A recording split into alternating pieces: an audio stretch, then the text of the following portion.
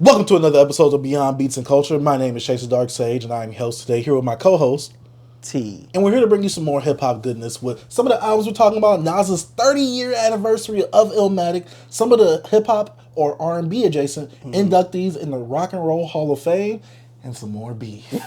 But Beef, and more beef. I know. Rap beef, get your teeth capped. I don't even remember the lyrics, god dang it. But hey, how are you doing? Man, I am doing wonderful. I'm doing great right now, man. Everything's wonderful, man. My car's running. It's perfect. Everything's going to ish. Right after taxes. Right, bro. Jeez, tax season was mother too, bro. Oh my God. Oh, I know. I had to pay taxes. I was like, Same. oh my God. Same. Oh man, but you know, I've been doing the usual, chilling. Very tired because you know I got to catch up on some of my other channel stuff. But we here working and grinding. But as usual, what have you been listening to? Man, so I'm gonna start off with the Cavalier album, A Different Time. I saw that pop up on my TL. I was like, that's the album? Yeah, I'm like, remember I was telling you about the singles? Yeah, because when I was looking it up for the thumbnails, I saw the pictures and stuff like that. Hey man, Cavalier, you did an amazing job. But right now, it's in my album of the year category, bro. Like, over Schoolboy? No. I ain't saying it's over it. I'm saying it's in my category. Oh, like, okay. Yeah. So I don't, So right now, I've been playing it back to back. Just real smooth raps, bro. Really good wittiness, man. That boy Cavalier, he put his foot in this, bro. And I still want to listen more into the album. I would say my favorite track, man, I want to say is it Damien or whatever. Doodoo Damien is. I like that song, bro. Yeah. Nasty name. It's funny, but I say probably Doodoo Damien, bro. That was I like that song, bro. It just kind of has some humor to it. But right now, over time, favorite tracks change. So that's what I've been listening to.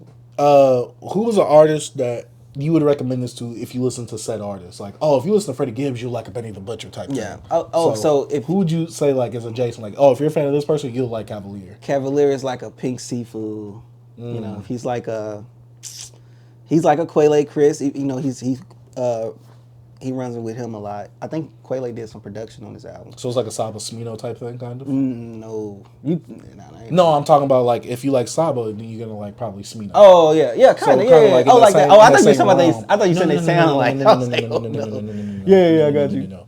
I haven't heard anything about that guy, so I can't say that. Oh, the crazy thing is about Pink Seafood though, like he could collaborate with like. Didn't you say like he's the most versatile? He's like multi-tool. Bro, he could be. Describe him bro, as. he could put that dude anyway, bro. Like he that knife that you pull out all them. Yeah, multi-tool. A multi-tool, whatever, bro. He pull it pocket out, knife, bro. and Pocket it has knife, all bro. like a screwdriver, the actual box cutter. That's Pink Seafood, bro. That's him, bro, for real. Like that dude can just. I don't know who he won't fit with. Like it's so weird. But nah, I'm trying to think of any more artists. I guess just Pink Seafood, really, bro. It's some more, but haven't heard Pink Seafood yet, so I'll have to check him out. Maybe bro. He put out a little mixtape on his Bandcamp. Fire. Did you buy it? Nah, you don't really have to buy it. Oh, you don't have to buy it. Oh. Yeah, I could support you, bro. My bad. I probably should buy it. It's dope, bro. Like, man, it's only like 23 minutes or something like that. That boy's a monster, bro. Can you put that on the streaming services, bro? Oh, it's not on streaming? Nah. Bandcamp. Oh, so local files. But an artist, album I listen to, because I've been in my R&B bag. I checked out SZA's last album, SOS. The super huge one. It's a long album. It's a long album, but I will say that I really enjoyed this album. One of the better R&B albums I've heard in the last 5 to 6 years, maybe. Definitely up there in like my top 10 R&B albums. You like her first album though, right? Control? Yeah, I have it on vinyl. Yeah, I enjoyed it. But I think I like this one a bit more. I Oh, no. In terms of like first listens, this one caught me a lot quicker, especially with a lot of the hits that was on it already. I never got annoyed at the hits. I never got annoyed at her singing. I think I like the beat selection a lot more on this album as well. Let me not say a lot more. I liked it a good amount. This is definitely a cop that I need to get on vinyl as well. So SZA did her thing. There was some points where I'm like, okay, she's kind of experimenting with a bit of a different sound than usual R&B, but I really enjoyed it. Her rapping. I did like the Old Dirty Bastard verse as well. Travis, I feel like he really wasn't needed on this album. But hey, he wasn't needed on Broken Clocks. Yeah, was it Broken Clocks? I need. What's the name of the song? I forgot the name, but I know what you're talking about. Galore. Love Galore, something like that. Love Galore. My bad. Not Broken Clocks. Broken Clocks is amazing. Yeah, but Control is a good album. Not bad. I have it on vinyl. Great album. Yeah. I think I like. Classic. But I think I like this one a little bit more. I don't know why. I think it's maybe because of the voice inflection. And to me, SZA, a lot of the time, she could get away with not rhyming. Oh, yeah, I'll be listening to her, I'm like, what the F? I'm like, that didn't rhyme with and that. sometimes you don't know what my girl's saying. Bro. Yeah, because she has that weird voice. And I was going to say something like, I don't know if that's like an accent or something. Like, I don't know what it is, but she just has a very weird and different voice. But I'll say that. But I enjoy that song. That's the uniqueness about SZA, man. I thought I was going to hate that album. That's my shorty. Huh? There's no way you can hate a SZA album. Control is a classic, bro. That's like... It's in there. I know that song. I mean, I know that album front to back. All vocals, bro. I'm going. I love that album. Man. But what's your next album? My second album will be Huff, Kingspan. He put out a project. Let me look at the title real quick. But what Huss does, he always find a unique way. It's called In the State of Nirvana. He always find a unique way to like have a conceptual album when it comes to like he grabbed like rock influences like Portishead. He grabbed some of their production on one of his albums and made like, I forgot what he named it, but it was like, it had like Portis in the title. I can't think of the name of it. But anyways, with this one, he actually grabbed like some Nirvana samples and stuff like that. And man, just Huss is like, I don't know why Huss don't get that praise like he do. I know he beef with a lot of people, you know. I know he beef with Westside and all them, but like Huff Kingpin, real smooth, dope production, just really like dope, like kind of mafioso, pimpish bars, bro. It's just him. He's like a great value Rock Marciano in a way. No, for real, Huss is, man. But Huss, you dope. In your own way, you not the same. It's just you fit that mold of them. But yeah, it's like if you like Rock Marciano, you probably like it. Yeah. My favorite song is the title. I'm not saying the title song, but the intro track, Spirit, and it has the Smell Like Teen Spirit sample. Like the vocals of Kurt. Man, bro, Huss a beast, bro. Huss a beast. But yeah, Huss Kingpin. Check him out if you haven't. He puts out a lot of music. Oh, bro, hold up. Just from this year alone, so far, he put out an EP, an album in like January, and this album. 3 albums so far, and then, bro, he's just a workaholic. He putting out like 5 projects a year, bro. And they're all quality? All quality, because he hit you across the head with like 20-minute albums. Oh, yeah, that's perfect. It's just you get right, 1 through 8, bro. He gets you out, and then he on to the next project. You know what I'm saying? Like, man, and he always, one thing about Huss, bro, he's going to start the album off like, the first song always my favorite on the album for some reason. He starts you out like he set the tone. So, Huss Kingpin, bro. Like, I don't know, man. I don't know why he don't get that much recognition, bro. Like, I feel like most people should listen to Huss, bro. But yeah, Huss Kingpin. Fire. All right. My next album I listened to, like I said, R&B kick. Coco Jones' latest EP that she calls it, even though it's more so like a very short album. What I Didn't Tell You, the deluxe. I listened to the first few tracks. I'm like, all right, this is going well. I had no problem with this. But after a while, just kind of like, and I'm like, oh, I'm getting bored of this. Yeah. Like, nothing is really bringing me in with your personality. The singing isn't really that great as well. In terms of like, I don't expect her to be like, I don't expect her to do anything like that. But it's like, it just felt very, I don't want to say monotone singing wise, but it didn't like do anything for me in terms of like, oh, this is really getting me in the groove. Like, I'm just like, you're just there, like you kind of exist on the track, and she's not bad. I feel like she has the talent, and if she has the production behind her, and maybe a bit better subject matter and lyrics, I think that she could be a really great artist. So she don't have anything that's unique about her that like, okay, I'm going to her for this. Not at all. But to me, she sounds like a stereotypical R&B artist. And like Twitter kind of like boosted her at one point, bro. Like, I mean, she's dark skinned. I think that what the thing is, and obviously we talked about this before in a previous episode, there's this colorism thing where it's like, oh, dark skins don't get the credit that light skins do if they do the exact same thing. Well, for me, Coco Jones, I do like her as an actor in that Fresh Prince series. Yeah. Singing wise, she's not a bad singer. She just doesn't do anything special for me yet. Yeah. And this is her debut, I guess, EP, even though it's a deluxe version of the EP. And like I said, there's some talent there to be sought after. But on this EP, I didn't see anything special about her on this. Like, there's way better R&B projects that I've been listening to where I'm just like, dang, this really didn't do it for me like that. B don't get the hype. I don't get the hype for Coco Jones. Like, I do get it. Like, she's another person. Like, if you love mainstream R&B and stuff like that, you're going to enjoy some of the songs off this, of course. Yeah. But in terms of, like, looking for quality projects and quality songs and like some good writing. Yeah, good writing and just stuff that just really brings you in. This didn't really do it for me. Now, I'm not saying, like, she's talentless or anything like that. Yeah. I'm just saying, like, in terms of, like, other projects I've been listening to, this one really fails and pales in comparison to those. So, like, if I just listen to this and I was going about my way, this is great background music. Okay. That's all I'll say about Coco Jones. I'm not trying to disrespect her. She definitely has something there, especially with the snippet that she played. Okay. But to me, this EP just wasn't it, and I am waiting for her debut album to see what she really has. Dang, Coco. Like I said, not a bad singer, but it just didn't do nothing for me. It's middle of the road for me. This is a mid project. Okay. Boom. My third album might be my final, bro. Like, as something new that I probably... No, it's not. I got more stuff. I forgot. Anyways, Seafood Sam, bro. Not Pink Seafood. No, Seafood Sam. Okay. He's from Long Beach. Is there like a seafood mob? Like nah, bro. Like you got like he actually spelled his seafood. Oh, seafood. But it's crazy because years ago, maybe like 4 years ago, I found him through Pink Seafood. But they're not connected in a way. Pink Seafood actually on the album. Really dope. He's just on the hook, but it's so dope. Oh man, this album is so smooth.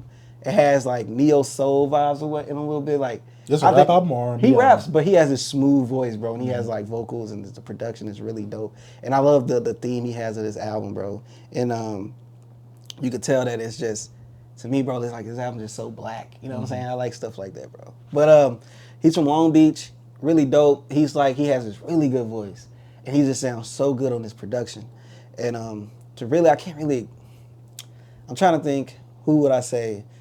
Another guy I say, like, even though he collaborated with Pink Seafood, if you wanna put him in a category, but he's realm. Yeah, but like I feel like I could see him collaborating with like a Larry June or something like that.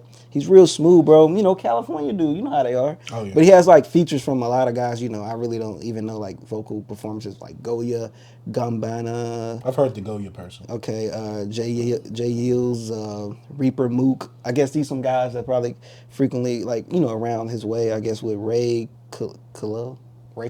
Never really heard of him. But anyway, I think it was a really good project, bro. I never had no skips. I just played it all the way through. Okay. I played it once. I need to get back to it. I played a few songs multiple times, but I'm gonna have to go back through the album. You know, really find out, you know, what I really like about the album and really get into it. But really good album, bro. Seafood Sam, Standing on Giant Shoulders. That's the title. Okay. Of the album. Came out Friday, bro. Dang. I actually forgot it was dropping. I need to get the vinyl. And my homie in the Discord hit me up. He was like, hey, tag me. I was like, ooh, I forgot. Let me load this up, man. Hey, bro, I wasn't disappointed at all, bro. He dope. He dope, bro. Seafood Sam, check him out. Okay. Next person I listened to. And I know we're going to do top 10 debut albums. I want to kind of divide it up from 90s and 2000s.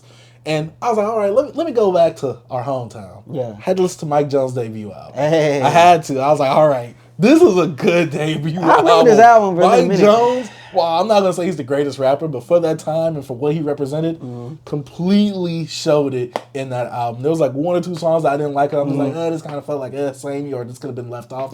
Overall, I'm like, I really enjoyed this album. I didn't think that I would like this album as much as an adult. I knew I liked it as a kid. But I didn't think I was gonna really enjoy it like that as an adult. I'm like, dang, I really had like so long since I heard it out. That's what I'm saying. Like, I just had it. I'm like, F it. Mike Jones. I just want to hear someone from Houston after I heard that Killer Callejon. So I was like, Mike Jones. Who is Mike Jones? That's the name of his debut album. Definitely some dope tracks. And if you are from Houston, you will probably really appreciate this. Mike Jones is everywhere, bro. Like, man, and it's crazy because, you know, I know you was younger, but do you remember Mike Jones before he got like really famous? Like, I know you was young. You probably... If it was around town, I heard it. But it's like, I know, but I'm just saying... But I guess my thing when I was younger, at that time, when Houston was having this whole takeover or whatever, I didn't realize how big Houston was. Yeah, I feel like I thought, it was, but also normal. At the time... It was already normal. Yeah, it was normal for us. Yeah. We heard it everywhere. But also at the time, you know, I thought that all this stuff was like known. Like I remember when I first met my girl, and you know, she told me her name. I'm like, oh, so that means you heard the song Big Mo Just a Dog or something like that. She was like, what is that? Yeah. Oh, that really put in my mind like, oh, this is like a regional thing. She's from the Midwest. Like, so I'm like, this is like a regional thing. Like, we know Just a Dog. We can sing that bar for bar. But it's like songs like that, I'm like, oh, maybe there's certain songs that, you know, people don't know, like In Love With My Money with Paul Wall and Chameleon. Yeah. A lot of people outside of Texas didn't even know they didn't even know they was a group, bro. Yeah, so I'm just saying, like, at that time, you know, I thought it was normal. Same. It's crazy because I was like, speaking of that, like, just regional stuff, and I was like, dang, bro, like, my whole life I thought Houston artists was just huge. The biggest artists, and everybody knew DJ Screw and Zero and everybody, bro. And then as I got older and understand meeting people from different regions, they like, nah, I learned about them in like 2005, when the whole Still Tipping and Mike, I'm like, what? Like, not early 2000, like, you don't know none of this stuff? Like, you don't know who Lil Kiki is? You know what I'm saying? It's like, it was just crazy, but I'm like, yo, it's regional. So, I don't know. That's cool. One day we might have a discussion about like diving into like different regions and like because there's still artists here that people still don't know. Like a Killer Calion, maybe. Yeah. They're only probably known from associations from like a Big Crit, yeah. Wiz, Yeah. Currency, that whole little run. And that was right just there. a little small snippet of them. You know what I'm saying? So I don't know. Like Les, you know Les, right? But yes. Les is like Steak like, and shrimp or whatever. Yeah, but he's like kind of like for some reason he's like a little known around. I think he's one of those people with a cult following. Yeah. So that's the dope, thing. bro. He's one of those people with a cult following, like in that realm of like a Killer Calion. One of my homies was spinning one of his albums. Over the weekend I was looking on his story. But he's from Carolina. You know what I'm saying? But From the South. yeah, he is. So, yeah. You got another album? So my other album, let me look. I had it on my head. No. Come on, bro. Gangrene, bro. Okay, I listened to it too. Oh, man. I didn't know about this. I just saw people posting about it on Twitter. I'm like, what is this? I'm Yeah. like, I don't get it. The Alchemist come out with like a new beat tape or something? No, I thought I was. This is before. This is before. I know before, but remember, way before you didn't know what it was. Remember, we talked about it. Didn't I think it on the podcast? I'm not sure. Or maybe we was. I didn't know it was about called Gangrene. Yeah, I didn't know maybe that we he had. was You told me that he rapped, but I didn't know he had a group. He got called Step Brothers Gangrene. too. Him and Evidence. Yeah, I didn't know that. Well, yeah, but he grew up rapping, bro. I gotta show you an Alchemist video when he was a kid rapping, and they had a whole music video. They had a whole music video, bro. I saw people try to cancel him this weekend too. Why? Because he's Jewish? He's a Zionist. I'm like, What? I gotta look that up because maybe I don't know what that means. Bro, Gangrene. What's the You can't cancel Alchemist. I'm sorry. Especially with that production. All right. You definitely can't cancel him. Heads I win, tails you lose. Oh my God, bro! I listened to I listened to their freaking EP with Rock Marciano. Was it Greenberg? Like I listened to all their stuff since 2011. I've been jamming them. This is my favorite album from freaking one listen, bro. Because I just feel like Alchemist is rapping. I'm like, dang, he really rapping over here. And then all the they always have like that horrorcore vibe, but I feel like this one was more like horrorcore. Like they actually was just talking about like you know what I mean? Like I don't know, just different ways of like dismembering people and all this type of stuff. And I just love how, you know, Alchemist, yes, his beats has been like, he's been in his realm with these beats. Him and Oh No. So the production ain't far away from what he's been doing for the last 5 years. Yeah, You know I was what I'm like, saying? to me when I listened to it, I was like, yeah, this is in the same round. Yeah, this is in the same round. But I love like the features. I love the Bodie feature. My boy Unc was on here. I was like, Uncle John? I'm like, bro, he was on here. I didn't even know he had anything affiliation with Alchemist, bro. I'm late on that. But I love this, bro, from top to bottom. My favorite track, let me really look at it real quick. My favorite track, was it Cloud Surfing? Or was it, dang, I don't even know. I think it's Cloud Surfing.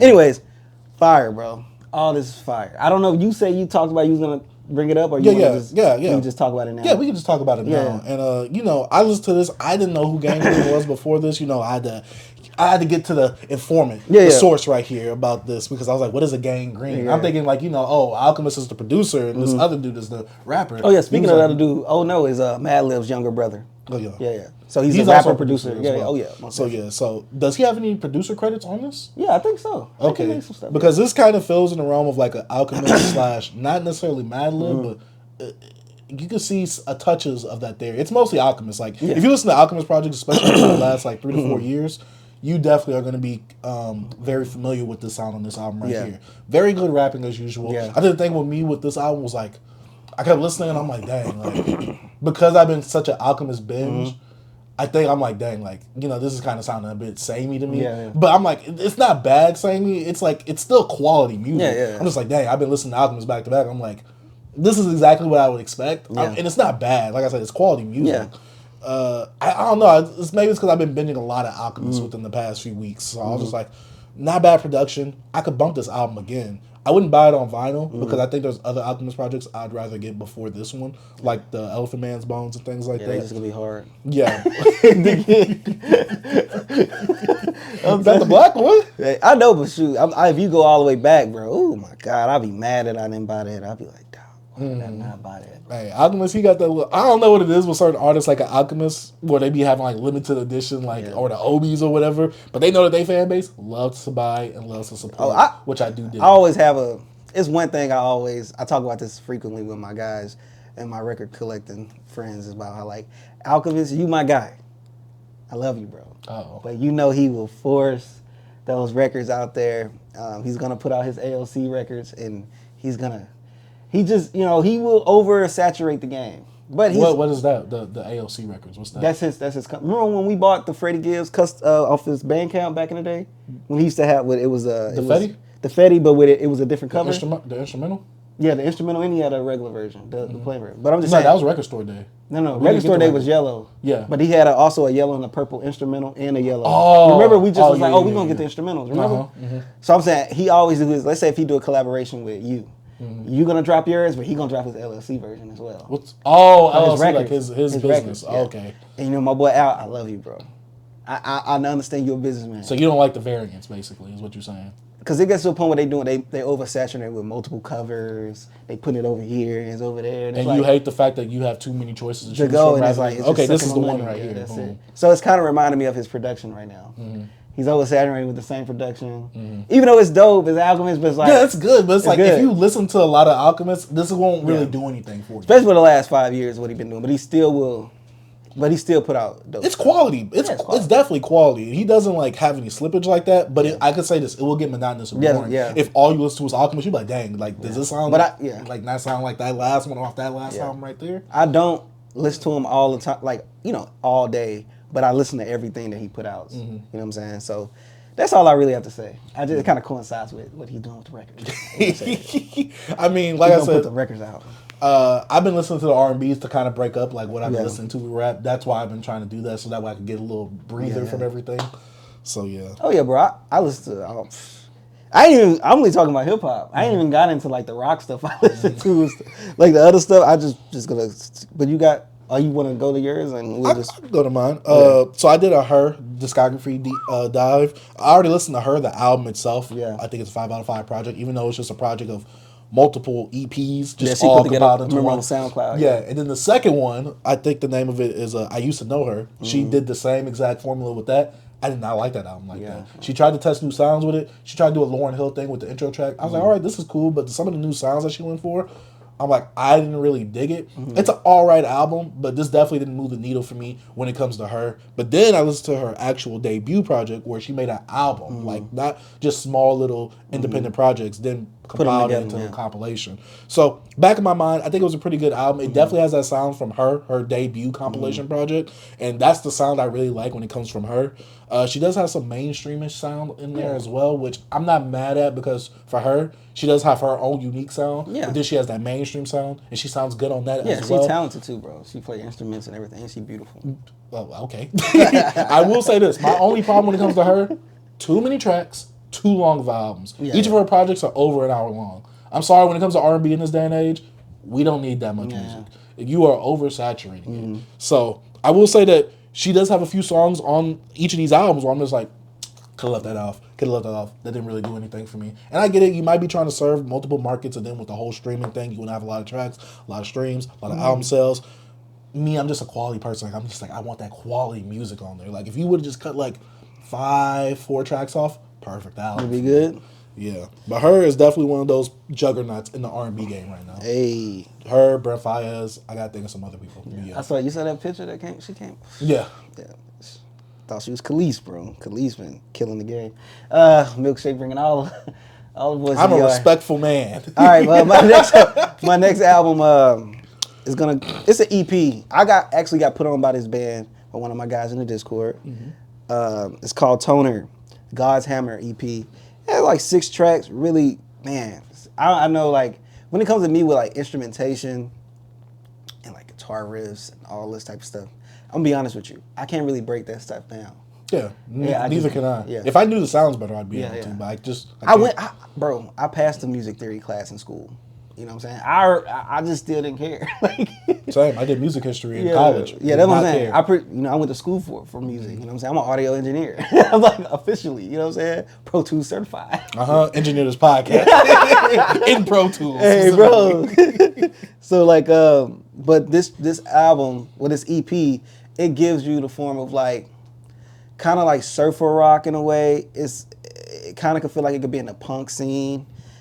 Very lo-fi, and I love that. I love lo-fi, like when it comes to rock music, and just like it's an indie band They finna put out some records, actually, to one of their older EPs they put out a few years ago. I'm gonna cop that, and they got a record for this one as well. But all 6 tracks to me really dope. They actually have like hip hop influences a little bit, and the guy the front man, he actually looked like he could be like a rapper or something like that. But other than that, I really can't really break down this album musically for you. I'm sorry, I'm just not that well to articulate rock music. I never have been, even though I've been listening to it my whole life. But yeah, Toner, God's Hammer EP. Maybe once I get a few more listens, maybe I could touch back on this album, maybe break down a little bit more what you can expect from this album. But if you're fans of like, I want to say Beach Fossils, they don't really remind me of a Beach Fossils, but it's like they do in a way, because they like a lo-fi Beach Fossils. You know? You don't know who Beach Fossils is? But you said lo-fi, so you might have me. Yeah, but it's totally different from the lo-fi you probably thinking of. No, but I know, but you said it has some like influence in there. So. Yeah, like when I mean when lo-fi, I mean like it's pretty much like poorly mixed. Sounds like kind of vocals kind of like the underground MF Doomish type sounds. No, but for rock and rock way. Rock. Yeah. It's like I don't know. Maybe I have to let you hear a track just to understand, like feel you understand. But yeah, Toner, God's EP. God Hammer EP, just check it out if you want, if you're a fan of like, I guess, indie rock music. But next person I listened to, I just wanted to catch up on some of his music since I haven't heard his music since his debut project. I don't know if his debut project was an EP or an album. Has to be Jaden Hill, not a big artist at all. Hill. Never heard of him. I think he's like a mixed dude. He does R&B music. Let me see him. Right. Yeah, I never heard of him. Yeah, and so, I heard his projects back in the cloud era because on Spotify, you'd have the little radio thing, and one of his songs popped up. I've been kind of a bit of a fan. I've been interested in his career ever since. He's definitely not a big artist at all. I don't even think he pulls in like 300 type Ks type stuff. So he's definitely one of those artists where it's like no one really knows him yet. So he does have room to grow. But I listened to 2 of his projects. You Get What You Give, the EP, and Every Lie is 2 Lies, which is a deluxe, I guess, short project / EP. I thought that they were both good. They didn't really excel in anything, but if you like his project Navy Blue, then you'll like this. It has that mainstream feel of R&B, but also has that little hip-hop R&B infusion, kind of like a Chris Brown does back in the early 2010s that he was doing stuff with Tiger and things like that. You said Navy Blue, bro. I thought about Sage, bro. Navy Blue the rapper. Oh, you're talking about me. My guy, Navy Blue. But yeah, that's all I have for Jaden Hill. I am anticipating more of your music. He doesn't make long projects, so definitely was easy to get out with these projects. So nothing really overstays his welcome. He can have some corny songs here and there, I will admit, but some of them are enjoyable. Yeah. Guilty pleasures. My last thing would be a song I'm actually like just been having on repeat by Omar Apollo, Spite, my bad. I said Spirit. Spite. Oh my God. I be playing, it's like a pop song. It's like something you'll hear in like a PacSun or like a Forever 21. But I'm a Omar Apollo fan, bro, for like since like 2016 around the whole, because him and Brent, I think they was on this label. They was putting out music, they records. And Apollo, bro, I said, well, Omar, I'm gonna call you by your first name. What you did, you scammed me, bro. You never sent me that album, bro. But you sent me that Brent Faiyaz album back in like 2018 or something around there. But you didn't send me your album, bro. Man, You better do that charge back. Hey, this was years ago, bro. But hey, he puts out it's R&B, but he also has his pop, And then he's a member of the LGBT community, but he has some really good music. Your sexuality has nothing to do. I just had to bring it up because I know sometimes some people, does have to do with it because some people will go into it like, but I'm like, bro, hey, I'm all inclusive when it comes to music. You make good music, I'm rocking with you. You just people, I don't got nothing against people, bro. You do what you do. But your music is amazing. But Spite, I really love that song, bro. It's a really good song, bro. I could play it over and over, bro. It put me in a good mood, like a happy mood. If I'm having a bad day, I'm gonna just play this song, bro. I'm telling you, it makes you want to dance, you know what I'm saying? Like twirl, you know what I mean? I'm a grown man. It makes you want to jump up, you know what I'm saying? Okay, I might do that. You might want to jump and just, it puts you in a way where you like, you watch a movie and you see the montages and they, like the production of this song is just so well put together, bro, and it did its job. And thank you for putting out this song, man. Really good single. Spite by Omar Apollo. All right. Another new artist I listened to that I've never heard of, but it came up in my little Spotify radio thing. Jayla Darden, another R&B artist, came out with an EP called Ideas Volume 1. and it's kind of a more toned down R&B where it's not super loud. The production isn't like really high like that to where it's like super loud either. This project was kind of boring. Nothing against her, because I could definitely see the style, and if you like the type of music, then you'll definitely like her. Definitely wasn't for me, but I am willing to check out some more of her projects to see, like, she might have grown since then, because I think this project came out in 2018, so she definitely has some room for growth. She definitely has some projects. She has almost 1 million monthly Spotify listeners, so there's obviously some type of fan base there for her. Oh, she probably do she have one song that's like really big? Really big. See, I'm not sure yet. Yeah. So I am going to go through some of her discography because, like I said, she got multiple EPs. I don't think she even has a full album yet. So she definitely has that discography where you got to get in now. That way you get a bit invested and you want to see if you want to continue growing with her type of things. But yeah, Ideas Volume 1, a boring project to me. Not bad. If you like that style of R&B, then you'll like this. I feel you. Was you on your last project? Yeah, that was my last single. Unless I could talk about one more single. Go ahead, talk about one more single, because I got a lot of music. Okay, one more single. I just saw it, now let me go back to it. So, I don't even think it was a single. I was just listening to, Tommy Richmond, right? Sounds familiar, but no. He's on that Brent Fayez song, Upset. He got the... What album? It's off his, Wasteland? Nah, dude, the last mixtape he put out, the mixtape. Larger Than Life. Yeah, he's on that. But like Tommy, he has his own unique style. You put him in but he's like, he be singing, but he also do this like high pitched thing where it's like he goes up, and it's kind of comical in a way. But I was like, I don't listen to him. You know what I'm saying? So I know him. I heard like singles here and there. But like, I think it was Friday, bro. I just started playing his whole, like, just listening to his stuff. And I was like, dang, he kind of alright, though. So, Tommy Richmond, bro, I don't really know a specific song y'all listen to, but just check him out, bro. He kind of alright. He put you in a mood, too. Like, he got you a little happy a little bit. And then he make you laugh a little bit. And it's like, bro, why did he just do that with his voice? But I don't know, it's kind of cool. I'm going to have to let you hear it one day, like, after the pod, just like a snippet. But Tommy Richmond, other than that, I think that's it. Yeah, that's it. I got a good amount, but I'll kind of like summarize a lot of it. I listened to Jasmine Sullivan's last project, H Motels. Amazing. And I was like, all right, I saw that the original version was 30 minutes. I'm like, let me go ahead and just spin that deluxe since it's like an hour, which ain't bad at all. Yeah, I listened to the EP. Fire. Yeah, I listened to it. I think it was a pretty good project overall. I think I gave it like a 4 out of 5 stars on my thing right here. Vocally, she's amazing. Vocally, she has it. Production-wise, she has it. Obviously, there's some songs that I cannot relate to. Like, I want you to sit on. I want to sit on this. There's the girly songs, which I'm not mad at. She does a good job of like actually entertaining you through these songs. She has a good singing performance, good vocal performance, good production, and there's always like some type of like skit or story being told before the song. Hotels. Then it goes into literally, and then it goes actually into the song of the subject matter of kind of what was being talked about in the song before, and she even extends that premise even more in the deluxe version, where I'm like, okay, you got more people on here. I kind of wish there was actually some more males on here. Yeah, that way they could kind of talk about it. That way they get the perspective of like a man being the H word. Well, I mean, there is a man on there doing that. So we can't. Yeah, we can't. Let them have their stuff. But see, that's the thing though. We not hoes, we can't do that. But see, there's some double standard stuff when we say that, because on here, it's like, oh, men can do this, but women can't do that. So therefore, that's why I wanted to hear more men, because she does touch on that premise of like, oh, I don't like that.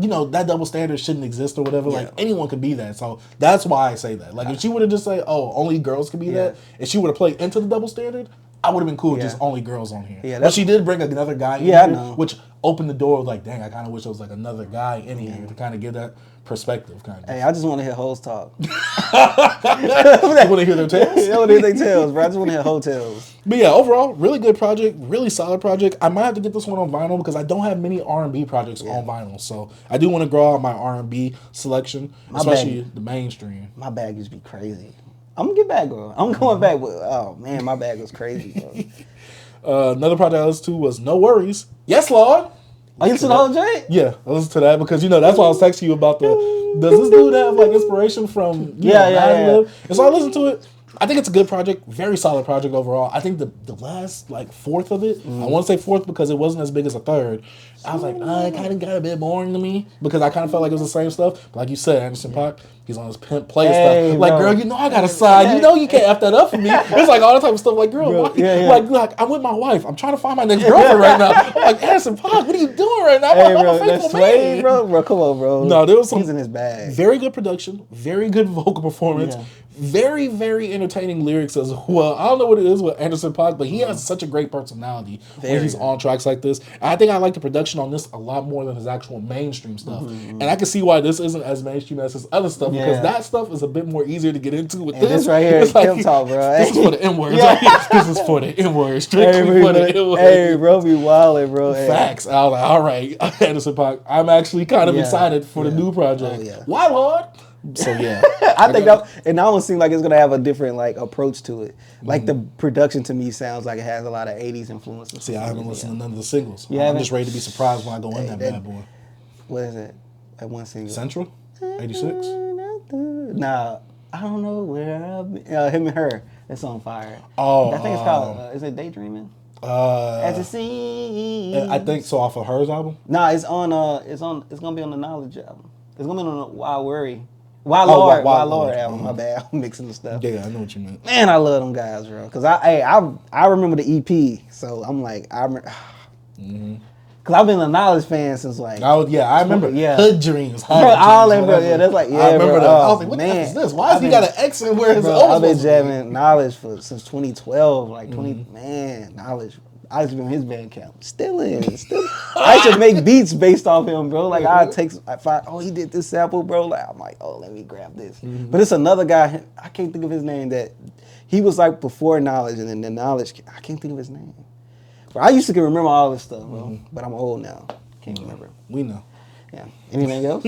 I listened to Scaring the H Words by Danny Brown, JPEG Mafia. My first JPEG Mafia kind of project I listened to. You never from the Veteran? No. I seen you always get the vinyls and stuff like that. You like him, but I never was appealed by him, and so I listened to this project because I needed a way to ease myself into Pecky basically. Yeah. And I listened to this. I thought I was gonna hate this. Nah, bro. I listened to it. I'm like, that's hard. I'm not gonna lie. Some of the gospel inspired tracks. Bro. I'm like, why are they so fire? Bro, JPEG a beast with the production, bro. Yeah, because he grabs bro. You gotta listen. He got some he's so experimental with his production that he could either blow your mind or annoy you because he does this intentionally. Like he will have a sample repeatedly over and over, and you're like, why are you doing this to me?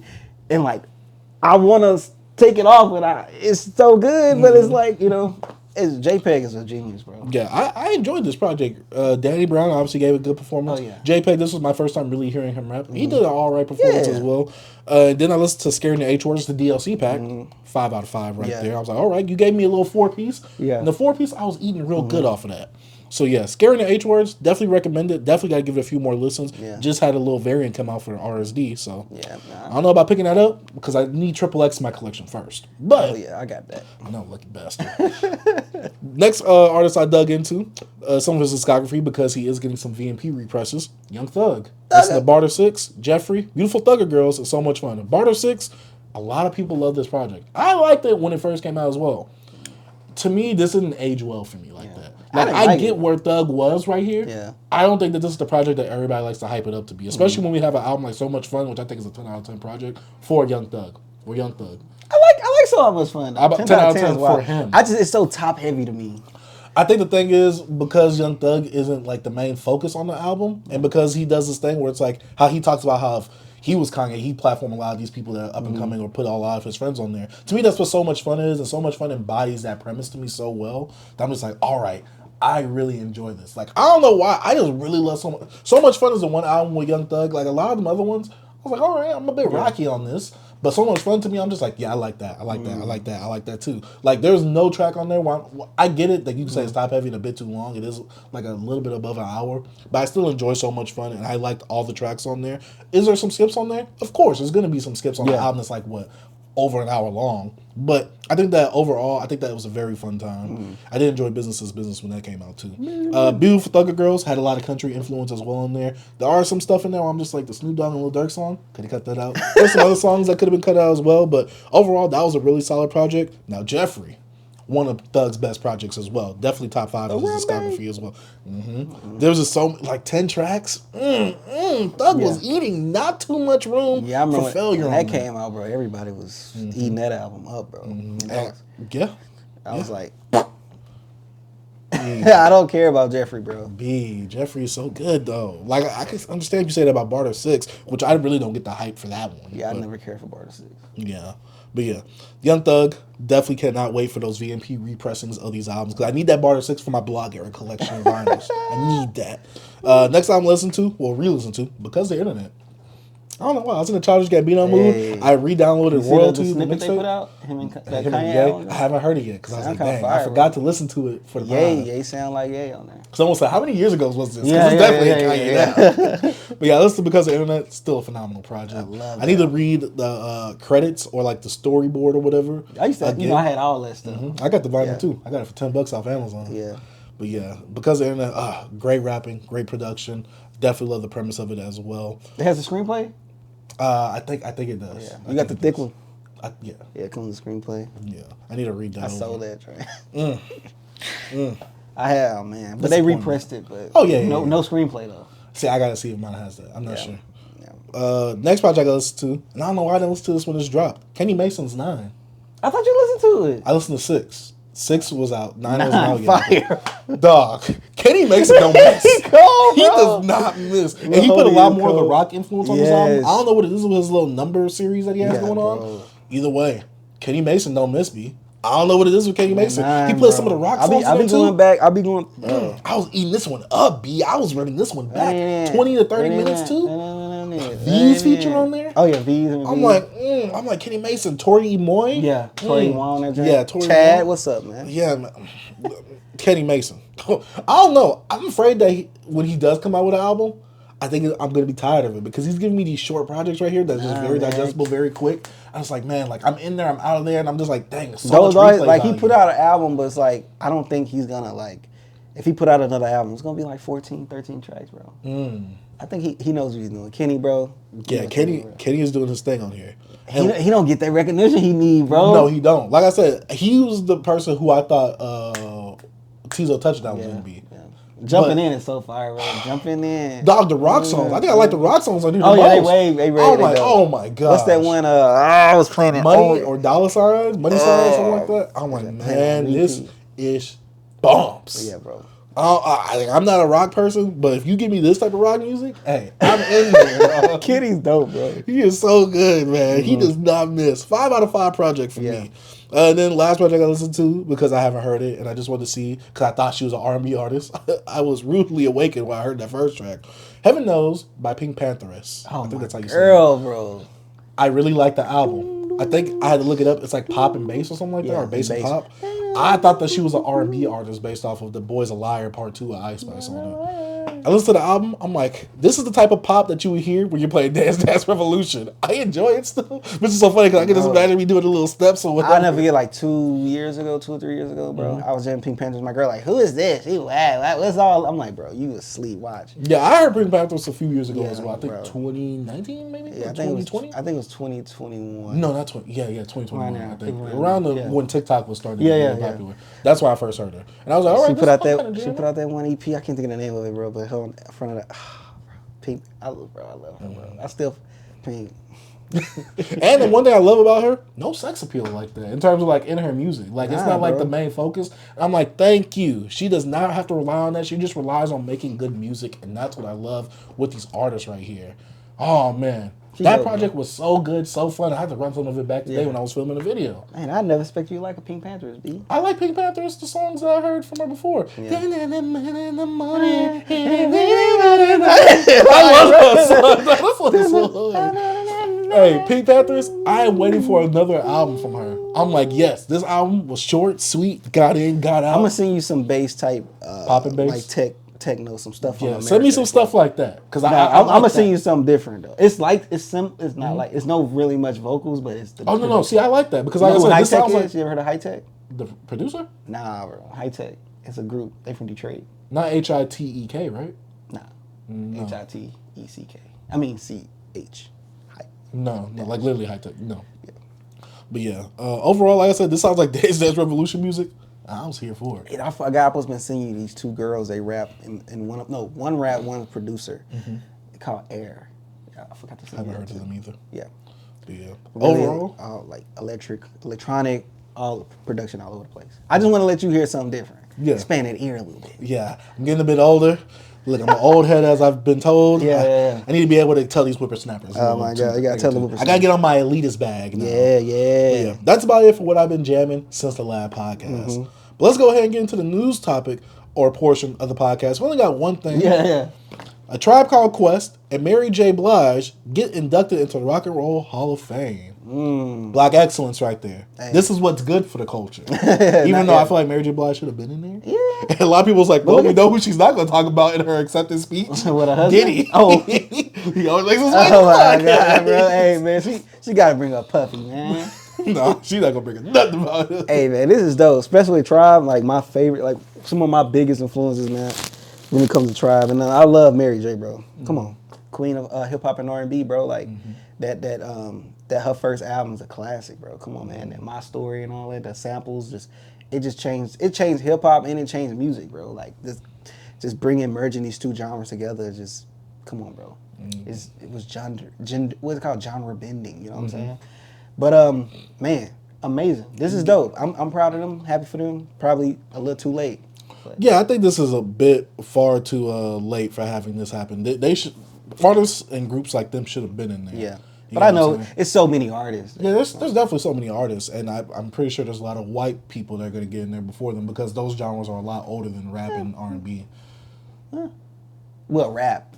But R&B, it kind of derives from soul. And funk and all this. I get that, but also, like, I'm saying strictly R&B, not like soul. But you do got to be... Not like a Marvin Gaye. But you got to be one of those artists to get into that. Like, I think 30 years you have to be in the game to be inducted into it. You know what I'm saying? It takes some time, so... Nas, I'm waiting for you to get into that, man. 94. Yeah, he almost finna hit it. He might get it. This is his 30-year anniversary for Illmatic, which we'll talk about in a little bit. Yes, sir. But yeah, this is Black excellence, man. Love to see it. Tribe Called Quest and Mary J. Blige. Like I said, there are some more black artists that deserve to be in there. Yeah. Isn't LL Cool J in there? I'm pretty sure, yeah. Yeah, I'm about to say, I think he's in there. To be honest, I haven't looked, but I'm pretty sure he is, Yeah, I mean, I never really thought about the Rock and Roll Hall of Fame until I was listening to an interview with Bun B yesterday on Matt Hoffa's podcast with him and Static Selecta. He was like, I kind of want to like be in there.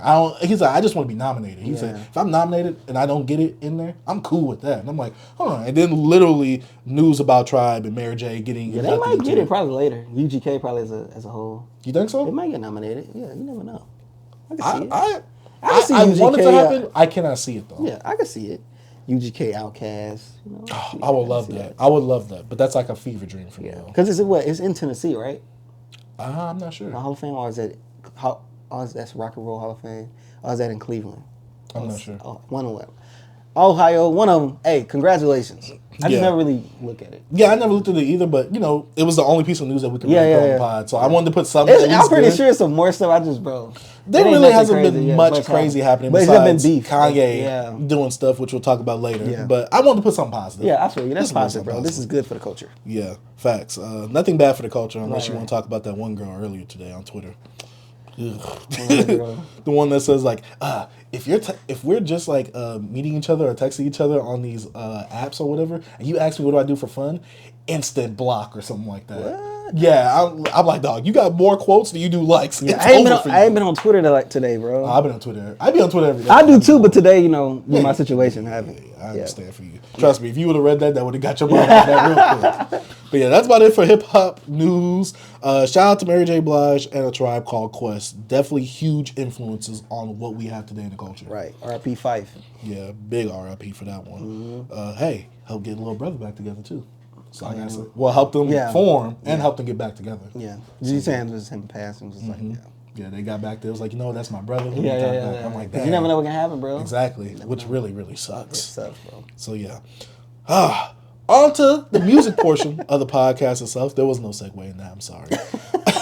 On to the music portion. Now, we can talk about a goated album or an album that you really did not feel. Which one you want to talk about first? You want to talk about Illmatic 30-year anniversary? Or you want to talk about We Still Don't Trust You? We can talk about We Still Don't Trust You because we can talk about it because it's a long album, but I can't talk about it too much. So, did you have any anticipation going into this album? No, I did. I didn't at all. But believe it or not, I enjoyed this more than the other one. Hendrix or We We Don't Trust You? Yeah. Ah, okay. Me finally linking. Okay. Yeah, I enjoyed it more. I was like, all right, it's some songs. I will never listen to this again. Okay, disrespectful. Well, I was just saying, I never would listen to it again, but it had more songs on here that I enjoyed. You know what I'm saying? I'm trying to think of something off the head. I didn't like that intro track. It's kind of weird. I like the build up. Like when it came to the beginning, but when it kind of built, I'm like, oh, I kind of like this. But I might have to look at the track list real quick. But if you want to talk about it as I look at the track list, so going into this album, we already knew that Metro Boomin and Future were going to come out with 2 albums a month apart. Kind of reminds me of that Future/Hendrix little gap that we had where Future came out 1 week and then Hendrix came out the next week. And everybody had a vibe that, We Still Don't Trust You was going to have that Hendrix vibe. Yeah. I was like, please, because I love Hendrix. I think it's like top 5 in Future's discography. Mm-hmm. And when this album came on, I'm like, oh, we are so in there when I heard that first track. Her Weekend do a little background vocals on there. Mm-hmm. We still don't trust you. I'm like, wait, we're going to get into a Future pop bag? I'm like, okay. Yeah. And while there is some Weekend influence from like Dawn FM and After Hours in there, I will say that what I got with this, I do enjoy this more than Hendrix overall as a project. And Metro Boomin, to me, I like this production far more than We Don't Trust You. Now, I'm not saying We Don't Trust You is a bad project. It felt more like a rap album, a hip-hop album, the first one. Yeah, I mean, it definitely was. Yeah. But I think that when it comes to, like, the actual standard for Metro Boomin, he's never really been in this bag for anyone like that. And I'm like, finally, we're getting some different production because, I'm not going to lie, I'm kind of getting tired, kind of like you, of that Metro Boomin style where it's like, oh, it's either super cinematic or it's just super stereotypical for Metro. But this right here, I was like, yes, this is what I've been wanting. This is what I've been yearning for. And Metro, god dang it, you delivered. What? Yearning. But especially with the first disc, really enjoyed it. But with the second disc, I'm like, oh, we're getting back into like a Streets Calling true story bag when it comes to the second disc right here. This was like gutter Future before Pluto came out. I didn't even get to the second. You didn't get to the second disc? I think I finished on the first leather. disc. Oh, well, understandable. Yeah. But I think the second disc, especially when it kind of did feel a bit rushed and put together at the last minute. But I think that the first disc was really strong. The second disc, I didn't expect it, and I didn't expect what they was gonna do on it. But I still was surprised because to me, like I said, it gave me Future vibes from like True Story, Dirty Sprite 1. Streets Calling. It gave me all those vibes. Yeah. I was like, yes, I really, really enjoyed this. I might go back to it. Yeah, I think that's a really strong part of the album right there. If you just count that as its own project right there, even though it still doesn't fit the vibe of We Still Don't Trust You, that could have been like a bonus like disc for We Don't Trust You. Why is it so long? With the R&B bag, I think because they drag it out a lot. Instead of him rapping it and just saying it, he's dragging it out a lot from all the crooning and stuff like that. Oh my god! I really enjoyed this project. It was cool, man. I liked it more than the other one just from first listen. But it was so long. I'm still listening to this, and the day I've been having, I'm just like, you know what I'm saying? So I hate that. I wish I could day into that. Yeah, album. Man. I just hate it. But I'm gonna re-listen to it, and I will evaluate the album. I enjoyed it. Like I do agree with you though. I think I think most projects nowadays shouldn't be over an hour long. The last project I enjoyed that was over an hour long was probably Brent Faiyaz, but that's because he was telling a story in and out from some of the songs, and so because it has a narrative, I kind of give it grace with the skits and things like that. But when it doesn't have a narrative, it's just song after song after song after song. I'm like, all right, this could have been about 40 to 50 minutes. An hour at max. It don't need to be over an hour, especially with the first disc coming out to 69 minutes and 9 seconds, and then the second disc adding onto that to make it get 88 minutes and 33 seconds. I'm like, it didn't need to be that long. And then like what Weeknd said, I'm doing stadiums. I don't even know how I feel to do arenas no more. Something like that. I'm like, you should have done TikTok. Got us laughing in the Lambo. I'm like, come on, bro. Weeknd is wild, bro. It's funny because Weeknd said, "Oh, that Diddy feature was supposed to be his last feature." But Diddy still have it. He was like, "Yo, Future, let me help you out." He said, "Put them tracks out we did a few, before that Love project. Even though that Love project, you listened to it yet, right? Not the whole project, just that song." Bro, you gotta listen to the project, bro. B, it's long. I know, but you're R&B. You gotta listen to this. B, and he put out more. I like Future though. Yeah, hey, bro. You know I like Future. There certain artists I give a pass to. Did he bring the best out of you? You bring something out of you, right? Did he bring the best out of you? You know what I'm saying? He know how to get that out of you. You know what I'm saying? He know how to talk to you. Take that. I'm just saying. Oh man, yeah, I have not much to say about I hate the fact that J. Cole is on this album. yeah. He's talking about like, oh, I'm the type of person like if people start shooting, I'm gonna run too. Yeah. I'm just like, J. Cole, you're just adding on to you being. But I am too. If somebody's shooting, I'm running. But you don't say that. Like we know that, but it's a certain unspoken things that just happen in life. But you know, with black people, we see other black people running, we just don't run. Exactly. You don't have to say, I'm the type of shooter that so. I see someone. I'm like, you don't have to say that. We get that you're a celebrity. You have status. You have fame. You have other people that you're helping eat. Yeah. You don't have to say that. You just make yourself look a little bit weak. Like with J. Cole, right? Mm-hmm. It's like, you remember that one song he had with Miguel? Come on, stranger. Power Trip? Power Trip off of Chill. I don't remember. When he was like, let's talk about police claims. And Trump be on that week playing black folks. Dog, he started getting extra woke that's on what I'm saying. That's what he's like. He be doing that. Killing the mood. Yeah, he does that. Like, what are you doing right now? Let's talk about police killings. Yeah, I remember that song now. But I'm saying, that's J. Cole. Like, he be killing the mood. He goes into his whole other thing like, bro, come on, bro. We're talking about this. Stay on topic, man. Look, read the room. Yeah, read the room. Read the vibes. Yeah, it's like, what are you doing right now? He's not good at reading the room. I think he is. He just wants to do his own thing because he wants to be special. God dang it, J. Cole. And Trump be on that week playing young black folk who are ignorant, like they ignorant. As some people said. I'm like, bro, stop it. Bro. I'm like, I'm sorry. Like Kanye said, play J. Cole, get the P word drop. That's what that's gonna do on that song. Kanye is insane, bro. He is off. He is off right now, bro. Oh, yeah. You didn't really like this album. I think the features, they did an alright job for what they were there for. Lil Baby was good. A$AP Rocky was good. Weeknd obviously was good. Ty Dolla $ign, I didn't really notice him that much on here. Dang, he was on here? Yeah. And J. Cole probably has the worst feature on this whole album. Yeah. And it's not because, he's just bad lyrically or anything like that. It's just like, dude, what the topic of the song was and what you did with it. It's like, no, what are we talking about? But overall, I did enjoy this project. I like this more than We Don't Trust You. I see this having way more replay value for me than We Don't Trust You. And, as soon as this album dropped, they dropped the vinyl pre-orders. Yeah. You know how to pre-order both of them, got the exclusive versions. $100. Well, I know you. I'm a fan of Future. You got like all his stuff though, except for Honest. That's the only one I'm missing is Honest. Oh, yeah. Why you got it? Because at first it was on VMP, then it kept being out of stock. But I just recently checked; it's in stock. Hey. I'm not to paying for that. Get that trash. Get that trash because it is trash. We talked about it last week. It's cheeks.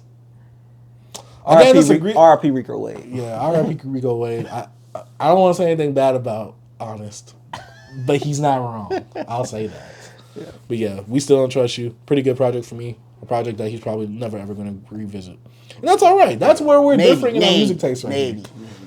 But it's time to talk about a classic album where we had opposite opinions on for the longest time. Yeah, and I really need to understand why you don't like this album. So let's go ahead and talk about it. Nas Illmatic, the 30-year anniversary, came out April 19th, 1994. Yeah. Nas, one of the biggest and to me the best rapper alive currently.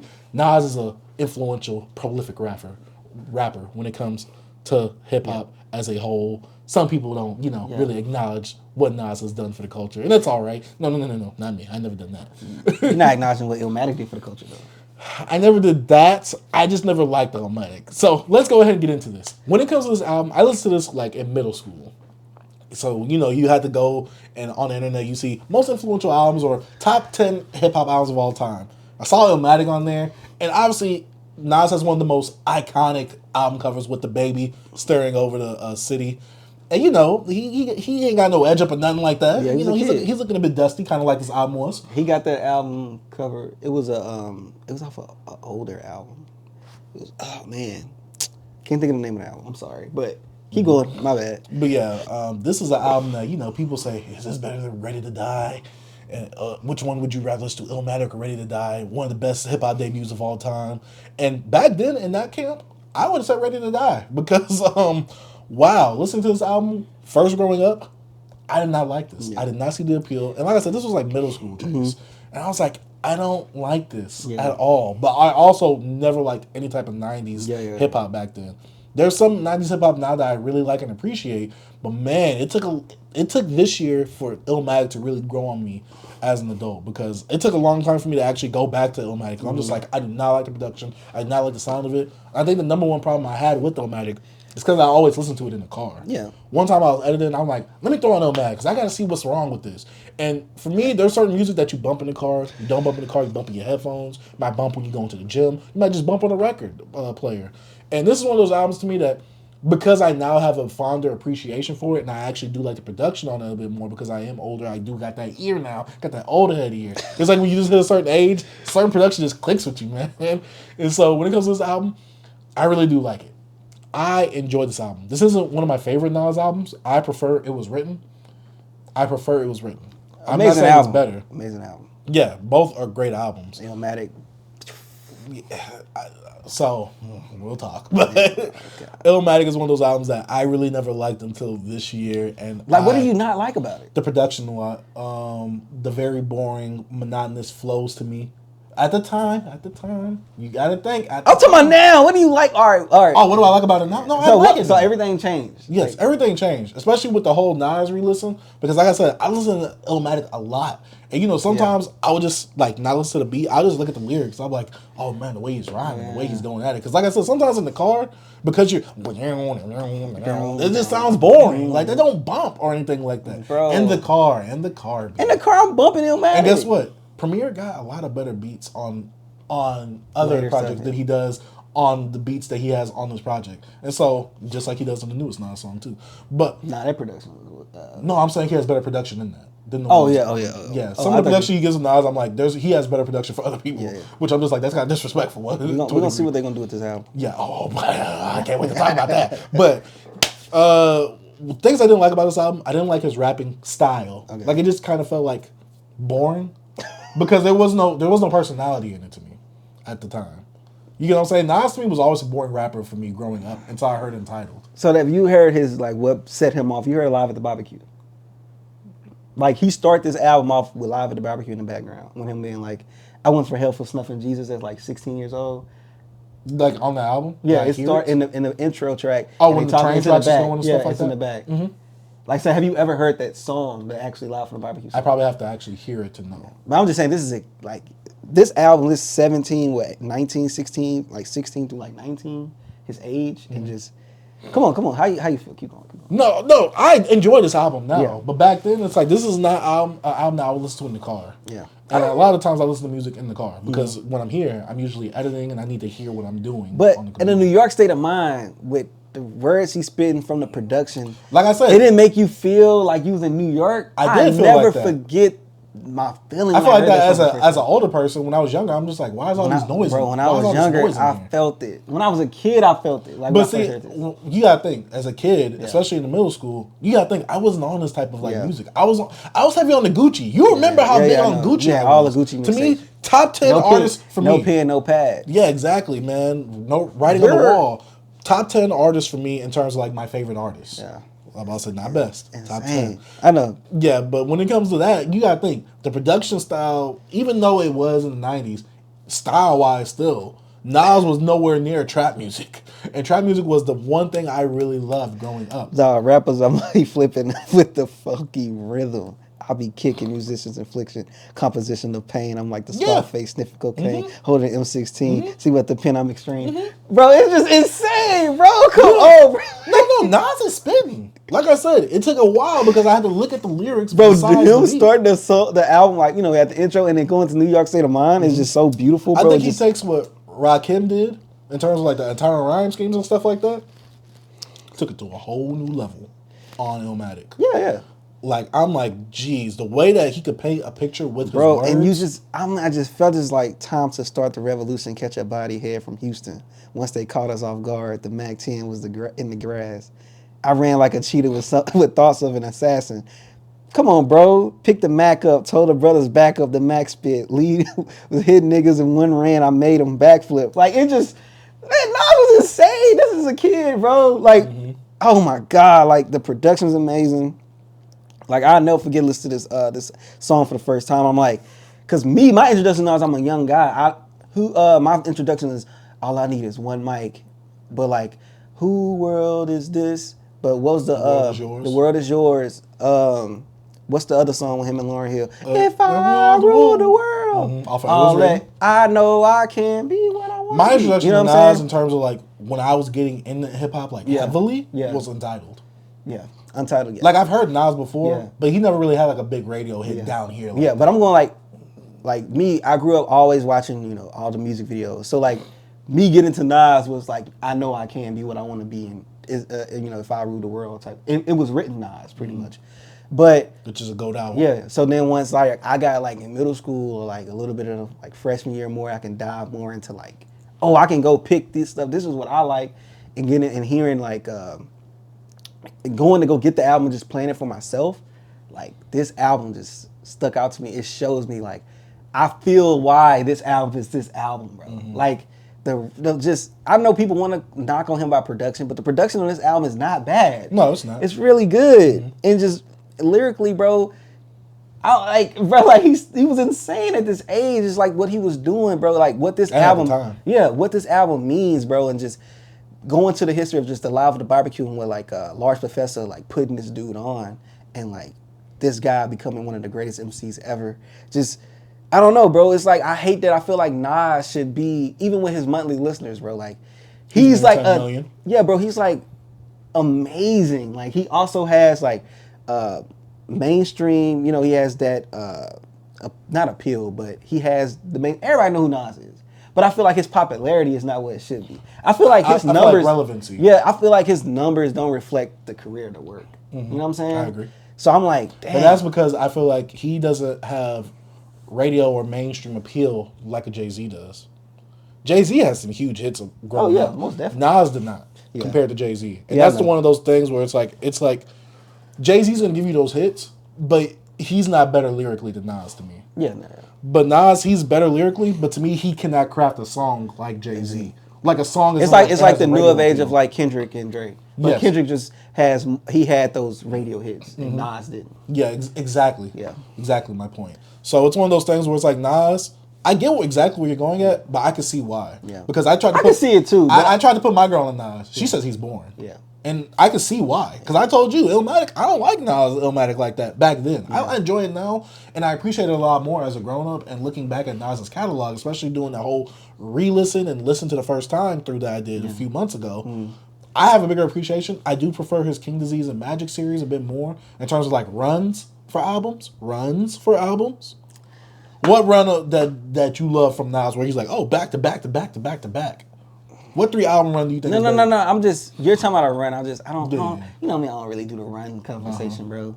But I'm just saying, like, there's no. To me, I'm like Illmatic, King's Disease run. Illmatic. Oh, well, yeah, I'm gonna listen to Illmatic 3 times. But I think the thing is, for me, the reason I like a King's Disease a lot more than Illmatic now is because one, it's modern production. It shows that Nas is still there lyrically. He's giving you the OG He's status. always there lyrically. Bro. Yeah, he is, but sometimes Hit Boy his production. Nah, dog. All of Nas's albums, some of them get rocky at times. Magic Fire, bro. I only listen to King Disease 1 and Magic 1. You need to listen to King Disease 3, god dang it. It got nominated for a Grammy. I will, but no. Didn't it win? It won a Grammy, right? Killer. King Disease 1 did, yes. Okay, King Disease 1. One of them, 2. I think 2. That's Maybe the one 2. with the like golden block bricks on that 3. No, 3 is the one. 2 is the one with his face. Yeah, where it's just like to him. the side. Yeah, like Such a good album too. Yeah. Ooh, such a good album. But Illmatic is one of those albums where, to me, it was a grower. For you? Yes, for me. Yeah. I could Illmatic is a shower for sure. Yeah. Like it's one of those albums that you talking in weenie? You talking about weenie? BBC podcast? Oh my god, bro's hair. It's a grower. We might have to start a corporate like, is it a grower or a shower? Remember I told you, me 10 out of 10 inches, me. Yo, you're disgusting, bro. I'm like, it's a shit. Illmatic's a shore, bro. That's insane. It is, that album's amazing. Because when you look at the lyrics, when you hear the lyricism of some of the production as well, I will say that this album isn't for everybody. Yeah. This is literally an album for hip hop heads. Yeah. But you can find appreciation, you can find things to love in this album. I was getting made fun of in the Discord because I liked Illmatic. What? They call it yap rap? No, they would say like Chase with the album, Chase forcing himself to like older music because he's a hip hop fan. I'm my god! I'm like, this is nuts. What's your favorite song on the album? My favorite song? There was one song with DJ Premier, not the first one, even though that's a good song. But my number one favorite song, is that what you're asking me for? Yeah. My number one favorite song? I like Represent. I do like World Is Yours. Life's a B is really good too. Him and AZ. Yeah. I think I had to go with Represent. That's the one that's produced by DJ Premier, right? Yeah. My favorite. I think I had to go with Represent, dog. I think my favorite track. I don't know. Ain't hard to tell. It's like I love the outro. I love that beat. I love that, bro. Michael Jackson. Yeah. Shout out to Digging the Greats. I think he just did a breakdown of that song. Yeah, he did. Yes, what's up. Shout But out nah, to Digging the man. Greats. I just love how he ended the album off, bro. That production was dope, and then he was just smooth rap, just being not, bro. Oh my god, I love this album. Like, I can talk about it, bro. Like it's I can listen to this album back to back now. Yeah, I'm like, I always trying to wrap my head around. I just want to know why you didn't like it. Like this is why I was ready to do this review because I'm like, why do you not like? I told you it's the sound. It's not nothing against the actual lyrics or lyricism like that because he's spitting. I never denied that. It's the actual sound and production. This wasn't my production style, especially growing up. Because you gotta think, B, Gucci Man, Zaytoven, Mike Will made it and all them, to this. You can understand why middle school chasing like this. I didn't revisit it because I had a lot of other Nas albums that I prefer over this one. Yeah. And I'm not saying that those albums are better. You just preferred it more. Yeah, I just prefer it more in terms of production, sound, like overall to me, those albums to me, they suit my ears better than Illmatic does. And I'm not saying Illmatic is bad because obviously Illmatic is one of Nas's points where he's at his highest lyrically. Yeah. And you can't say that about a lot of his other albums, even though he is rapping his butt off on a lot of other albums. But in terms of consistency, quality, Nas is up there, 10 out of 10 project when it comes to Illmatic. Yeah. But I think when it comes to sound-wise, like what I enjoy listening to, I could be like, oh, I want to go back to that. So it was like, it was too dated. Like you knew it was like it just sounded too old to me, and back then I didn't like the mixing on a lot of songs back then. Where to me the vocals sounded a bit too muddy compared to the actual. That's that golden era. Yeah, I get it and I understand it, which is why sometimes I don't knock it for certain things like that. But in terms of like preference, like I like Untitled. To me, Untitled is if not my favorite Nas project. Because I do like the growth.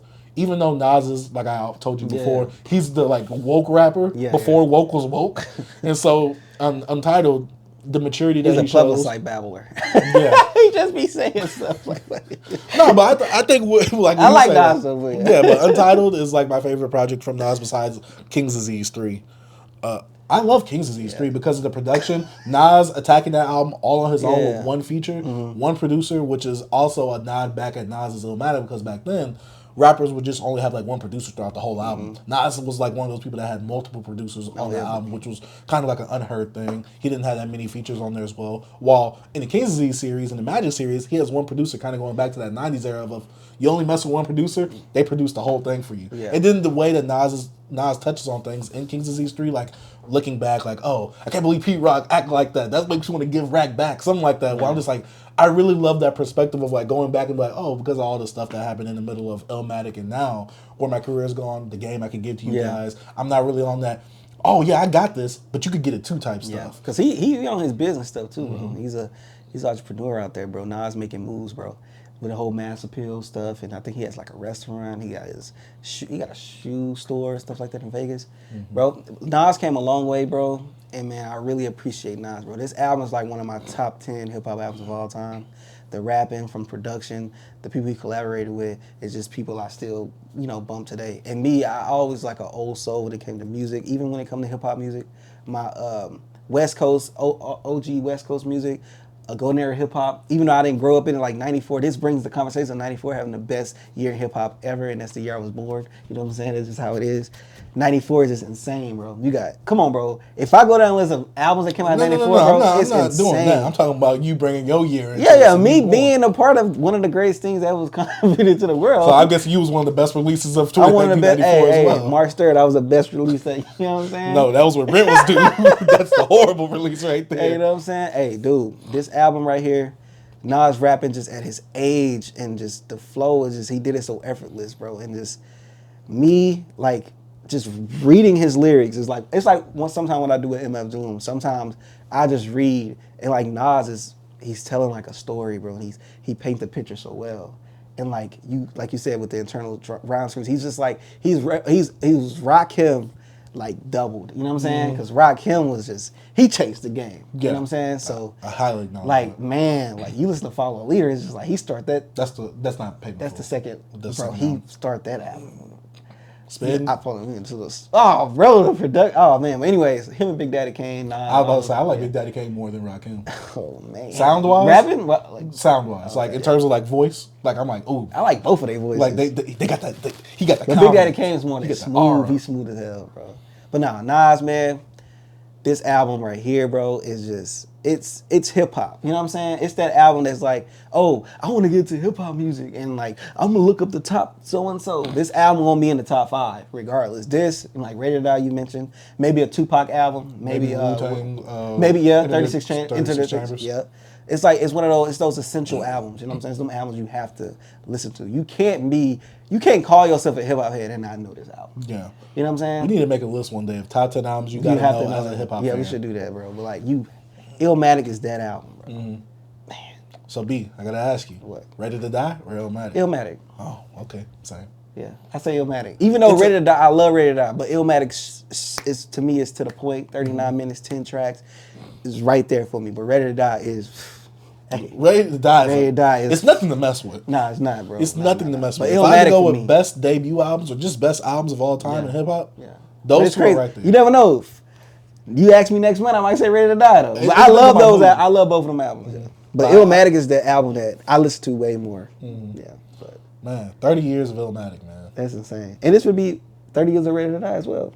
Because it came out in 94. It came out in 94 as well. Yeah, we'll do a little look back on that as well. Oh my God. That's an album that instantly clicked for me.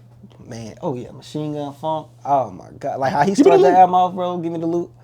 Man, I can't talk about Big. Yeah, we're not gonna talk about. But just says, oh man, that album right there. But Illmatic, Illmatic is that album, bro. So. Hey, so if you haven't listened to it and you're a fan of hip hop, you need to listen to it. Yeah. Look at the lyrics if you don't like the beats like I did, and you'll really see where Nas is coming from, because we got to also remember, just to help put perspective in there, people weren't doing internal rhyme schemes like that really before Rakim. Rakim was the one person that really introduced it, and Nas took it to a whole nother level, especially with his lyricism, his pen game, and the way that he was doing things. And Nas is still a trendsetter even when it comes to style, because with the cover art of Illmatic with the baby face on there and him just looking over the city, him always talking about like on the King's Disease series how he was the first one to like really bring change into the rap game and things like that. Cause Nas, like you look back at him, bro, he used to be flying everything too with the chains, bro. Had the little smooth hairline with the fade, you know what I'm saying? Puffer jackets, bro. I remember that time, I think it was DJ Academic said he read up on Nas, and Nas had that joint on, like, hey, bro, I don't know you, bro. I'm trying to get back, bro. It's just so crazy, man. Hey, Nas, bro.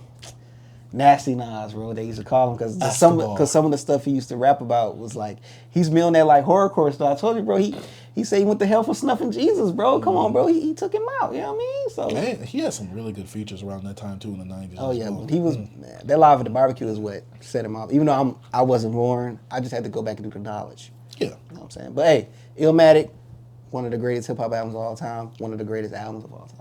10 out of 10 inches on this podcast here. Bro, and it's a short. BBC long. BBC certified. Nasty way. You talking about this? There we go, bro. But oh man, that's about it for the music topic of this podcast. Let's go ahead and get into the discussion now. So you want to cook first? Do you want to like talk about the AI situation with Drake? Yeah, we can get into Drake stuff. Or you want to talk about Quavo versus Chris Brown? We can do Drake first. All right, tailor-made, bro. So Drake, he has been consistently bullying Kendrick, having his foot on his neck because he did put push-ups on streaming services last Friday from the time of us recording this podcast right here. And on Friday, he was like, you know what? Kendrick still ain't dropped nothing. I've been posting on stories. He still ain't responded. Let me drop a song with 2 AI verses from Snoop Dogg and Tupac. Now, I do want to preface AI this. filter, right? Yeah, see, that's the thing I was about to say. People like to say it's AI. He's just using a voice filter on it. He's not actually like having AI write their verses. Because it's literally Drake rapping. You can hear Drake rapping. It's like when someone writes for Dr. Dre. Yeah. Like you could tell who wrote for Dr. Dre if they're on that song with him. But it's just Drake using a voice filter on his voice, but it's him rapping. It's not like he put it in there like, what would Tupac say to Kendrick against the beef in Drake? Like, no, it's Drake writing this. And I gave Drake 2 points. I gave him 1 point for all of what's happened since push-ups leaked up until this point. He's 2-0 to me against Kendrick. Yeah. What do you think about that? I say he'll 1.5. It's just with me, I know Drake taking a different angle. I just know Kendrick's not gonna fall for his angle. So it's like it's not successful in my opinion. But the verse that he spit at the end, I like his talking at the end. It was funny. But like I don't think he should have did the whole like. Even though I knew it was a creative approach, I know what he was doing. He was doing the agging on. Like I know Drake is petty. He's funny. Yeah, I thought it was funny, but when it came to like creativity, it wasn't that creative to me. But I understand what he was trying to do. I just don't really care for the whole like having Snoop and having Tupac. It just didn't really do that to me. To me, it abducted points. I just want to hear you, bro. I just want to hear you. So there is a DAI version. Yeah, I saw it. Yeah, it didn't affect because I know the AI version, so it don't mind. I don't care about it. So and it sounds off because you have to talk as them. So. And he's trying to use their type of rhyme pattern as them. But it's still so much Drake. And so the reason, but I think the rapping style itself, not the way he was saying. Because he mostly was trying to talk in a way. You know what I'm saying? Yeah. Like I'm talking to you. I think the thing is, the reason I give him 1 extra point above push-ups, he gets a 0.5 because of all the egging on he's done on social media against Kendrick. Like, yo, I'm still waiting. But it ain't working now. For me, it gets a 0.5 because it's like, okay, like you still poking the bear right now, no fear, no nothing. And then he gets an extra 0.5 for the AI verse. Now, I don't have a problem with the AI verse. Yeah. Because I just thought it was Drake, like, I'm being funny because you're really not doing nothing right now. It's like a dog. Like, and then he says in there, like, like, this really isn't like the diss that I really got for you. Yeah. I still got something to tuck. Like, just wait until you drop because I got something in the tuck for you. You afraid to drop because Taylor Swift? You got to wait an extra week. Yeah. I'm like, yo, like, he's basically trolling him on a song. Like, this isn't really a rap diss to me. This is a troll. Like, this is a troll move. Yeah. And we never seen Drake do anything like this where you're trolling to this level to where you're going to get an AI filter rapping as Tupac and Snoop Dogg. Yeah, that's why saying that Drake was blackface. Yeah, that's why it's watered down to me. I was like, come on, Drake. I don't know. I just feel like it gets to a point where it's like, I'm like over it. Like, he's making it, to me, he's watering down the beef. And it just, I have no energy for it. Last week I was one, but this kind of like made me go. And then all the other stuff happened to be, it's boring, bro. I think what he did, he made it more of a joke. And it's like some of the stuff he's saying, like like it's funny, I guess, but like with some of the Taylor Swift stuff, it's like, come on, bro. Like, you act like you didn't make verse for you made a whole dance for the Swifties, bro. Like, you was out here in the music video, shaking your little tail feather in the gym, like being all real nasty. On a song that Kendrick actually featured on. You know what I'm saying? Using that video. So it's like, I don't know, bro. It just watered it down to me, bro. That's why I give him a 0.5 for like putting some out and just how he, I don't know, it just seems. Yeah, I gave him a 0.5 for that too. Yeah, I just gave him a 0.5. That's it. So he's a 1.5 ahead of Kendrick right now. So he put out Kendrick respond, and then he put out what he wants to, because I feel like Kendrick's not for the play-ins. It would be different if Kendrick was going back and forth with him. Like, oh yeah, he funnier than you, Kendrick. Drake's funnier than like him and Rick Ross was doing. Like, they was matching each other energy, but Kendrick's not even paying attention to him, which makes me unengaged. I think Kendrick is paying attention. He's just not falling into it. That's what I mean. Usually when people like focus and like, saying stuff back, then I'm like, okay, they engaging with him. But he's not engaging. So it seems one-sided. It just seems like when somebody keeps doing a joke, and it's like, it's funny like the first 2 times, and then it's just like, yo, just stop. And I think he feel that way now. I don't think he's for the start. He's not for the do much right now. Okay, so it's like what Rick Ross did. Rick Ross kind of died down. So I got 2 questions for you then, B. How do you feel about him mentioning the little girls thing or the underage girls thing in Tupac's verse? In the Tupac verse? Talking about, by Joe Budden podcast. So it has to be true. Yeah. Nah, I just was like, okay, I guess he's trying to address things before Kendrick can address them. So that way it makes the blow a little a little lighter. Impactful. But like, bro, I don't know, you brought it up, bro. Like, you didn't disown it. Like, you acknowledged it. You acknowledged it, so like, yeah, we know you like little girls, bro. But other than that, bro, I don't know, man. I felt I was really disappointed in this. Like, I feel like I think Drake needs to take back like he was doing when Kendrick dropped that, and he was silent doing his little subs and stuff. Like, all right, man, hey, Drake. But now it's just that power of the battle kind of like weakened to me. Maybe it'll get stronger once Kendrick actually drops, and then we can get like the real response from Drake. But this I only gave him a 0.5, bro, just because he actually put out something else. But other than that, bro, it was whack. It was whack. And it was just whack, bro. Like, it was whack to me, bro. I was like, you gotta stop, bro. It's like a joke. You just keep going and just don't hit no more. So this is my second point. Do you think Drake is intentionally doing this to that way, if Kendrick does come out with a diss, and he just demolishes Drake on this, the beef won't be as impactful because it's like, you took this long to come out with this, even though this is a good diss, Drake was still like killing you all this time. Drake already kind of touched on this topic. Like, He's trying to get ahead of everything and just keep putting out. That way, when Kendrick comes out, it could be a good diss, but it won't be as impactful because Drake was just on his neck like that, and he kind of lessened the blow of the actual beef itself. Yeah, that can go either way. That can go his way if he thinking that way, but it can go also the opposite. Like the diss could be so bad, I mean so good and so bad on him that it can like kind of all the stuff he was doing kind of can be like overshadowed by that diss. Because usually, bro, we actually don't care about time. We don't, bro. Drake waited 3 weeks, and now look, we're on Drake. Like it don't really. Time is just something we put out there, but it don't really matter, bro. It's not gonna matter as long as it's not a year from now. But I feel like if it comes in a rather like a decent time, like we don't care, bro. We just saying it now because we want it. But in that, it ain't gonna affect it. Cause look, when Drake didn't come out, and then he came out, and then everybody was hyped. You know what I'm saying? So when Kendrick, it's gonna be a whole reverse. You're gonna have Kendrick stands, you're gonna have Drake stands. You're gonna have people that's like, I'm on Drake's side. I'm on no side. I just picked Drake to win from popularity, and just he been through this when it comes to beefing. But other than that, I don't think that his fans will allow him to lose unless it's like a Pusha T situation when Drake just goes silent and just goes onto a podcast and be like, oh, yo, he got a weapon, pretty much, you know what I'm saying? But other than that, I don't think he can lose with that popularity. That's why I picked him to win the battle. Okay. I don't know, it just don't hit. It don't hit. B, I'm sorry, it just don't hit, bro. It just don't. I wish I can be. It just don't hit. I was just like, I haven't even listened to it again. Oh, well, I mean, for me, I don't think that this was like to be taken seriously. I think it was a joke. Like, that's why I think he should have just left it. I kind of like it because it's just like Drake, like, yo, I got time. Like, come on, bro. Like, let's do this. He even used on his drop for push-ups, put it on streaming services. Let's get it, bro. Yeah. Like what Kendrick said on like that. So it's like Drake is playing into it, but I think he's just really fun, like having fun with this. Yeah. Like, yo, like I'm the best. Like, come on, like I'm ready for this. Like I've been waiting for this. Come on, let's do it.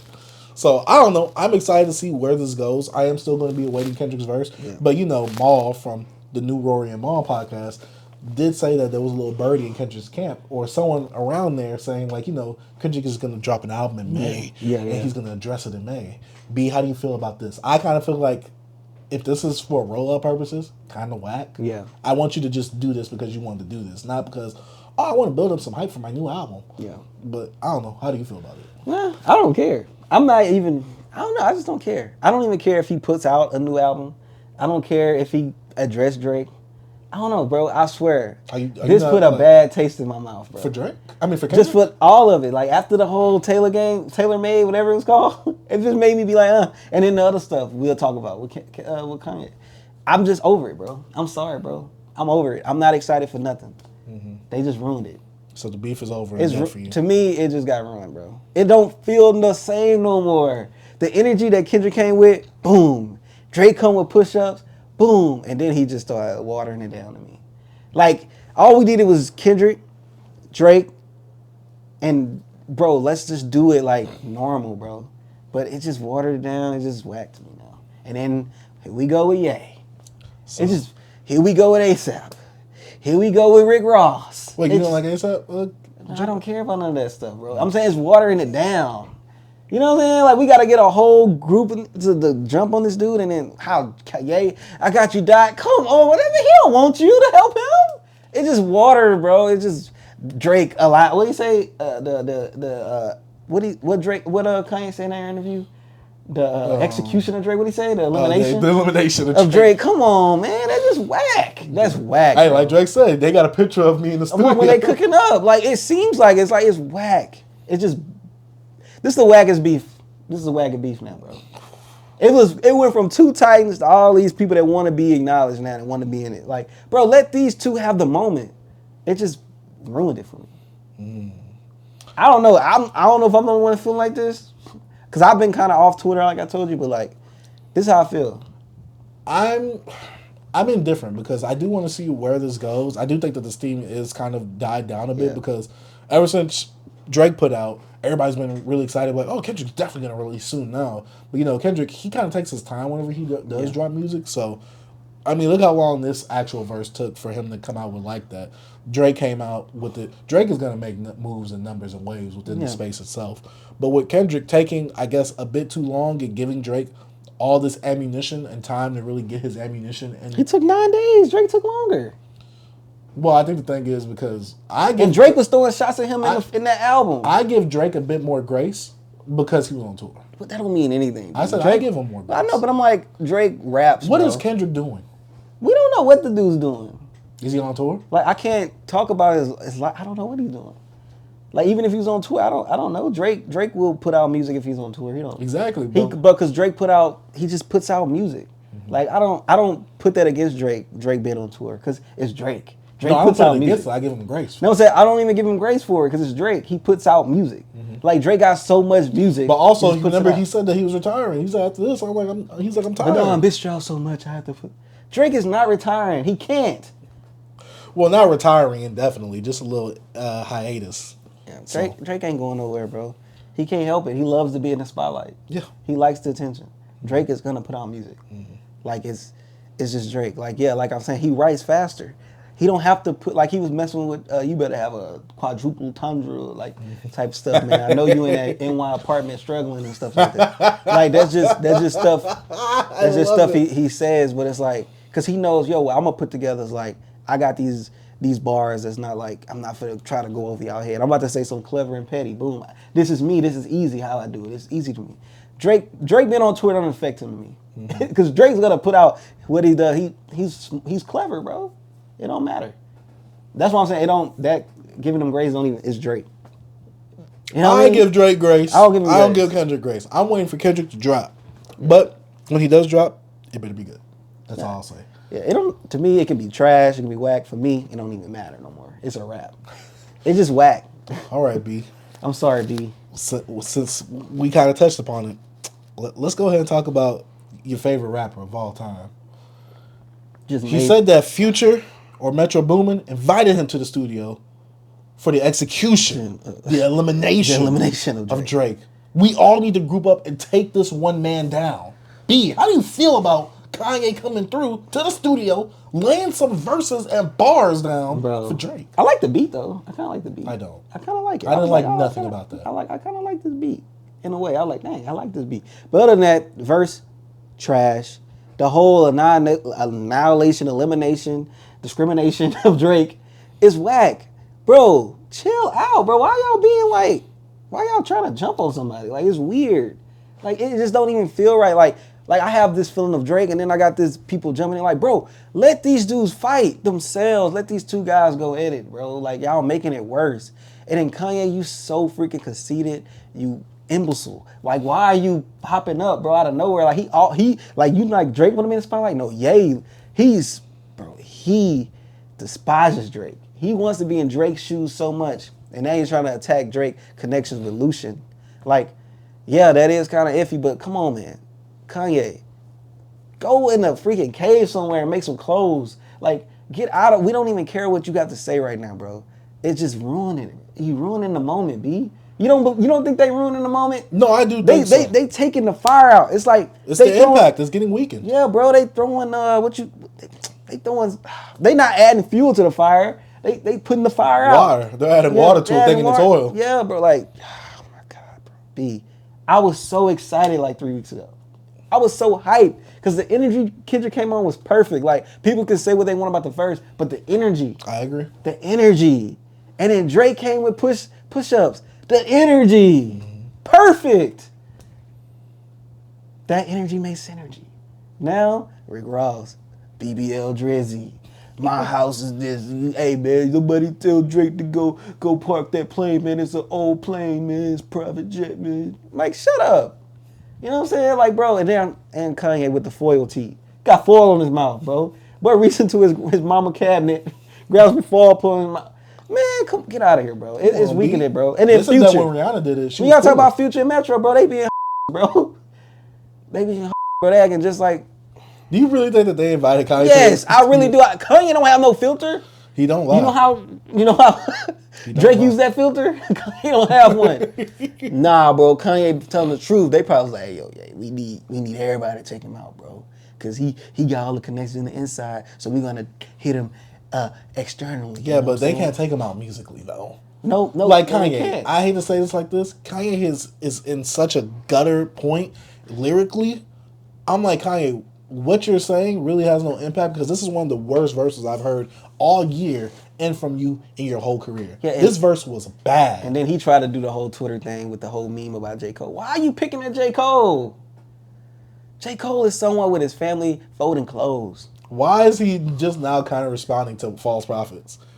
Like, it's like he's adding fuel to the fire in terms of like this narrative now that J. Cole's the punching bag of hip hop. Bro, it's just so whack, bro. Like, this whole beef just became so whack, and I'm just so disappointed, bro. I'm really saddened. You know, I was so hyped, B. This isn't the spirit of hip hop. It's One not, on bro. one. Like, bro, let him Ain't go no one on jumping. one, bro. Ain't no jumping, bro. Like, it's so crazy. Like, at least let Kendrick get his turn, and then y'all hop out, because y'all wasn't saying no names. Kendrick didn't literally say the name, but we knew he was talking about. He brought up the album.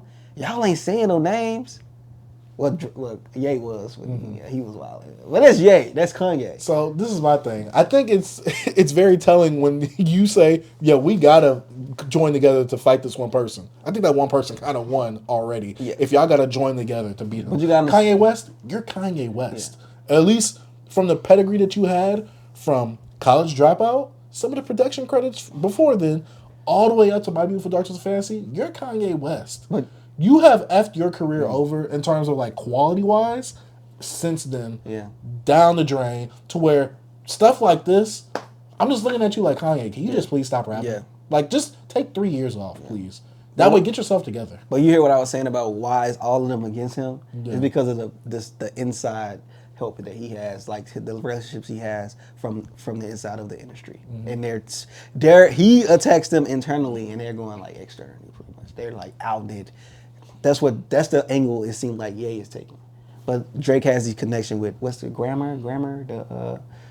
Grammar is like a company or whatever and I think Lucian, whatever the guy name is, he has a lot of connections in the streaming and stuff like that. And like they're like saying how Drake is connected to all these people, like him sending the cease and desist letter to French, and I think him having connections with Pushing Sexy Red, Drewski, Ben, all these people. They saying like Drake actually get paid from like all these people pretty much. Like he's I don't know, bro. It's like it's some conspiracy theory things about the connection to Drake. Right now. I'm just saying it is weird how Drake is around like It is weird that he's around Sexy Red a lot. I don't get it. I mean, I kind of do get it. It's a lot of little weird stuff, bro, with Drake, bro. And I'm for the bad. I'll get a piece of that, all that, like money wise. So. It's not like he's lying about it. And they pretty much being like, I don't know, like it's like Drake has partnerships with some of these artists he collaborated with.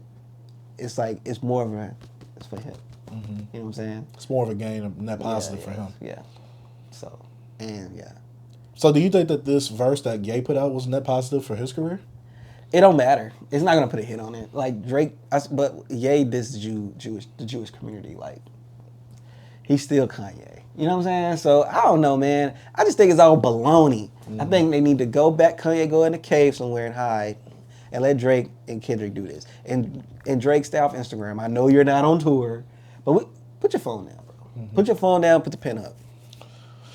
I think it's weird because Kanye was a few weeks ago. I watched Kendrick on No More Parties in LA. Not him. Yo, Dot, I got you. Negro, what? Where are we going at with this? It's all gone, bro. Like, your narcissism is leading this down to a very boring path, and there's really a divisive opinion on this Kanye verse. People will either love it or people will hate it. I'm really trying to see what's there to love about I don't this. know, bro. Like, yeah, Kanye's being direct, but also just like, it's Kanye. It's like, he literally sounds like conspiracy Kanye on this verse. Like, it's not even sounding like rapping Kanye. It just sounds like, oh, I'm gonna say this, I'm gonna be a troll. I'm gonna try to find the whole little interview he did with Lil Boy, whatever his name. Where he premiered it at? Yeah. Yeah, I'm not. So you can send me the link to that, I guess. I'll probably listen to it because I like, me with you content. like the context. Yeah, I want like the context too, in it. but I like it. Also, I'm just like, I really didn't care about Kanye's verse like that. And then Adam 22 had it. Of all people to have it, why did Adam 22 have it? Because he's trying to be, it's the whole war against him and Ag and who's in top media and hip hop. So I guess he's trying to get an exclusive. No, but why did he have? Well, I guess my thing is this: like, Probably does Kanye have anything against that? Nah, it's probably. I'm pretty sure he does, but I'm thinking it has something to do with the Lil Boy guy and probably Adam or something. I don't know. Little boy guy. The guy that was interviewing. Oh, yeah. He used to be with Diddy. He have a thing on Revolt. He used to. Yeah. Wasn't him and Diddy supposed to meet up at Kanye's performance a few weeks ago? Here we go. I don't know, man. I think the beef is not beefing no more, bro. It's not. Yeah. He said the beef died. Maybe Kendrick can revitalize it. He could. I hope. Hopefully, I guess. But I actually don't even care no more if he responds. Dang. That's how I feel now. Dang. So B, is hip hop back dead? Nah, it ain't back dead. It's like one of the mainstream. years. Yeah. Mainstream. No, it's not. It's not dead. Because, we got a #1 record. Keep going and going like that. No, I mean for you in terms of like the actual conversation happening. No. It's not dead. It's not dead. I'm just saying it's just the beef is dead to me. I'm no longer hype. I'm over it. Dang, he said it's actually only hype for music. Really underground. Yeah, that's it. Dang. Yeah, facts. Well, I mean, one beef that seems to be good but could be leading to a bad place. Yeah. Quavo versus Chris Brown. Yeah. Now, Quavo a few weeks ago dissed Chris Brown on Tinder, I believe. I think Chris dissed him first. On 11/11 Deluxe Edition. And then Quavo dropped the Tinder song, and he had some little subs, some shots like, Yeah. don't beat her, something like that. Yeah. And then Chris Brown, which I guess, I don't know why people are surprised that Chris Brown can rap. He had a whole mixtape rapping. Yeah. People don't be knowing music. Yeah. But Chris Brown dropped a diss. It was very nasty. Man. Yeah. It was very nasty. First of all, the picture that he had for the disc. Oh, Quavo eating a glizzy. Oh, and then Quavo talking about, I don't want no beef, I want no smoke with you. Oh, was that AI or was that Quavo? I don't know, man. I don't know. Was it a filter? I don't know, but hey, Chris Brown, he was fighting dirty. He came with the fire, bro. He was very direct, man. Had to say what's on his mind. He even said some things. He was like, hey, yo, you're taking it there. He talking about, like you might have smashed my chick, but I smashed yours while you was with her, bro. I was like, and then people posting up the clips of them hanging out courtside of the game. Yeah, people bringing back colorism into the topic again with females. Talk about, so y'all praise Saweetie for this, but y'all but y'all tear Megan down for this. I'm like, oh my God. They go. Why are we making everything about colorism and Megan? Bro, the black community is just... It's cooked. It's horrible, bro. It's cooked. Yeah. It's gone. But we focus on too much stupid stuff. Yeah. Besides the beef. But this beef could go into a very, very disrespectful, untasteful manner. Because Quavo, he's talking about maybe taking this to the streets. Yeah. Well, not literally talking about Chris bringing up somebody dead, bro, especially somebody like relative. Like, bro, you're taking it there, bro. Like, yeah. So I'm like, come on, bro. I am glad that he did put respect on Takeoff's name. Yeah, he did. Like, he didn't like disrespect him, but he was like, oh, we wish it was you. Yeah, because then if you wished it was him, then Takeoff would be feeling the same way about, Quavo dying, bro. Like, it's the same thing, but I know it's a diss track. But it's like, bro, to me, this beef right here, it was fun, diss track, but it's also is like, come on, bro. Like, come on, man. Chill out. It's a woman. Y'all always beefing about girls, bro. Mm-hmm. Chill out. That's what happened with the Future and Drake one. Why is always women in between of everything? Even with wars. That's what they say. That's the only way to start an argument or beef with men. Women? Sports. Money. Oh, women, sports, religion. Not religion, because you can still be cool with someone if they. Nah, I'm just saying they're not religion. People beef at religion, bro. It depends. I feel. Nah, that's why nobody used to discuss religion and small talk and stuff like that. Because religion is because it's very politics. But that's everybody. I'm talking about just men, specifically men. Oh man. Yeah, men, money, and money's everywhere. I'm saying money. Everybody just like religion. Mm-hmm. You gotta think about it. You a Muslim. I'm a Christian. I believe this. Believe that. Sometimes people get heated. Mm-hmm. Religions fight. Religions fight, bro. A lot of wars. Well, yeah. That's what I'm saying. Like religion, women, politics, sports. I'm just saying, bro. Them things you just really don't talk about. And like Chris Brown, you came direct. You came with the fire. It was cool. Wasn't the best track. I listened to it once. I'm not running it back. Will not run it back at all. No. I don't even care if this drops on stream. Yeah. Like, so B, before this podcast started today, Ack had some bombs to drop on the stream. We both didn't watch it because we was preparing for the pod. Right. And as soon as you came in, we was able to listen to it. Quavo responded to Chris Brown, and man, bro, how we feeling about this, B? I think that this is an actual good beef. They're responding to each other in a timely manner. They're getting very vicious with the bars, which, I mean, they're not the best rapping, obviously. But I'm saying vicious in terms of, like, what they're saying is very direct, straightforward. There's nothing to confuse with what they're saying. Right. And it seems like they can get to a very dangerous place because this is getting very disrespectful. This isn't like I'm better than you. I got more money than you. No, this is I'll F your chick and I'll F you up, too. And you beat Reed. Yeah. But I think it was whack. Him bringing in Takeoff, bro. Oh yeah, the actual hook, song the itself. hook, yeah, Takeoff has like 70% of the song. It's like it's a 2-minute track though, right? It's like 2 minute. Takeoff has a verse, 2 hooks And the on hook, here, yeah. and then Quavo has Takeoff has 2 hooks, a verse, and Quavo has 1 verse. Because it looked like the hook went into the verse. Yeah. When Takeoff started. Yeah, and Quavo, I feel like I barely heard Quavo on this. I'm like, you using Takeoff as a crutch? Yeah, I don't. And like I told you before, I just wish that, I don't want to say that Quavo never used Takeoff ever again, but it's like, to use him, I get it why he did it on his solo album that he just came out with a few months ago. I get it. Takeoff just passed. You kind of want to remember him and things like that. But I don't want you to use him as a crutch for everything. Like in your next album, I don't want to hear a verse from Takeoff. Yeah. I want to hear maybe like him talking or like an excerpt to intro the album or maybe intro a track. But I don't want to hear him rapping or on a hook again. I have you can still give Takeoff credit. I have no problem with him putting him on that, but I just don't like the whole putting him on a diss track. Cause like let the dead bury the dead. We don't want the people to actually bring, like with Chris bringing that up. Like I don't like when people bring up like dead homies and stuff like that. Cause to me, we're focused on you, bro. Unless like when it comes to the Gucci and Jeezy thing, the dead homie actually had something to do with directly because they came into Gucci house.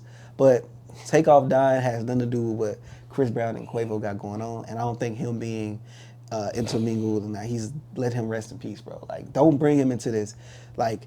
And now Quavo's doubled down and having featured on the song, like he's actually dissing Chris in a way as well. I feel like that's just gonna get murky, bro. Like I think Chris Brown just kind of like he kind of did something. He shouldn't have brought up Quavo. Takeoff. I think he went too far, bro. I don't think you should do that. Like let's let the dead bury the dead, bro.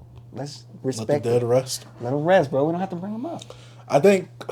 I don't know why Quavo, like, I still want to find the person that did it to Takeoff. I'm just like, do you Quavo? Do you? Yeah. But you gotta sound hard on the diss track. It's a diss track. I get it. And Quavo's bars, as usual, is kind of a bit corny, very on the nose, very Quavo. And it just felt lazy because you got Takeoff on the track. And he took up a lot of time on the track. So it's like... And you're not putting it on streaming, so it's not like he's benefiting from it. Yeah, so it's like, I don't know, man. I don't even think he had an estate, bro. It was a whole mixture with all that stuff. Well, he has an estate. Everybody has an estate. But what I meant was like a will. But yeah, bro. I don't know. I just think it was whack. I don't think you should have brought Takeoff in this, bro. This is just your beef. Don't bring Takeoff in this, bro. Let him rest in peace, bro. Like this, you should have been on that hook. You should have had his verse. Just do you. This is you and him. And I know he brought him up. That don't mean you have to put him on the song, Quavo. Yeah, put him into it. Like pretty much. Like I think it's whack because now this can go into another round. Like Chris could trash the verse. He could talk down on you bringing him up and all this type of stuff. A crutch. Hey, come on, man. You're making it worse for yourself, bro. Yeah, Quavo, this was kind of a bit of a weak move. I mean, you did have some funny bars here and there, and you did do the Quavo thing of like, oh, I'm going to have an ad-lib, and, I'm going to say a whole sentence in the ad-lib type thing, and it's the Quavo-isms that we've come to know. I wouldn't say love, but we've come to know, and like I said, I feel like Takeoff took up way too much of this track for this to be a diss track towards Chris Brown. Right. And Chris Brown, I think, like I said with Quavo, this is too much of a crutch for him because of, like you said, Chris Brown disses Takeoff's verse. Oh, he's a bad dude. But if Chris Brown don't diss him back or diss Quavo back, oh, what? Chris, you're weak? It's like, it's like, how can Chris win in this situation? Yeah. Like, the only way Chris can win is like, oh, you really use your, your dead homie to really try and bring me into this. Right. That was disrespectful. But I feel like there's a lot of people, especially with Twitter and some people making their stupid think pieces, they're going to find some way to twist this and try and conspiracy theories. Theorists like, oh, Chris Brown really had it sent out for Takeoff and things like that. I don't want to see that. Yeah. Because I'm like, this is going to get very murky. People who think they know hip-hop that don't know it at all going to come into it with these stupid think pieces. It reminded me of the whole Troy Ave when he was talking about Capital Steve's. Like, yo, homie, off yourself. Y'all some weirdos. Like, when we read Capital Steve death, and I'm like, come on, why you taking it too far, bro? Like, it's different when it comes to, like I said, with the whole Jeezy and Gucci Man thing, because Jeezy put a bounty on Gucci Man. So that guy went out to get Gucci, and Gucci in self-defense. Oh, excuse me. Yeah, handle his business. Yeah. So it's like, I understand that, but this is a total separate thing. Chris should have never brought that up, but I know he wanted that. He wanted that punch. Impact. He wanted somebody to be like, yeah, run this back. You got to have that shock value somewhere in the diss track that's like how, it's like Tupac. I effed you fat mother. You know what I'm saying? I think the real impact was really he was like, oh, I was messing with Sweetie while you was with her. That takeoff. I know that has more impact. That's the shock. That was but a lot shock. of people were like, oh, so Sweetie was just that's the mess. That's the mess. You know what I'm saying? But I'm saying that impact was that part. Oh, you talking about overall? Just that shock value. You know what I'm saying? I get what you mean. Yeah, I agree. But you gotta have that one thing in the album. I mean, in a diss track that's boom. And I feel like you had your little pieces, but he came with the power, and you gotta have that. It's like if Kendrick put something, he put his stuff out because he hit you with the jab. So then he gotta punch you. He gotta hit you with like an uppercut. So his next will be like something boom, shock. We need that conversation. It's just like what Drake did. Drake been jabbing at Kendrick too, bro. But when it come to push up, you split, and you got these splits and all this stuff. Even though it's a little jab still, but like you gotta have something that people can talk about. And I feel like what Chris put out there with Takeoff, it should have been you, Quavo. And like that's effed up. Like that remind me of I don't know if you saw that rap battle with them two white kids rapping in the gym. He was like, everybody was you the one that died in that car crash. You never seen that? I'm about to find that clip and show it to you. You might could put it in like a short. Might could put it in a short. But yeah, it reminds everybody of that because that clip started popping back up and everybody's like, oh yeah, that's wrong. You can't do that. But I don't know. I just feel like Chris needed that punch, and that was the punch that he gave to Quavo, and now Quavo's just gonna go in like, you beat up Riri. I wonder what made them like really get into this though. Like what really started this? Some woman, man, and they used to be cool. You know what I'm saying? And then he was, Chris bringing up like, man, I want to break your jaw while we were sitting next to each other a few months ago. Quavo like, what jaw you gonna break? You know what I'm saying? So it's like, regardless, I'm taking the cocaine addict.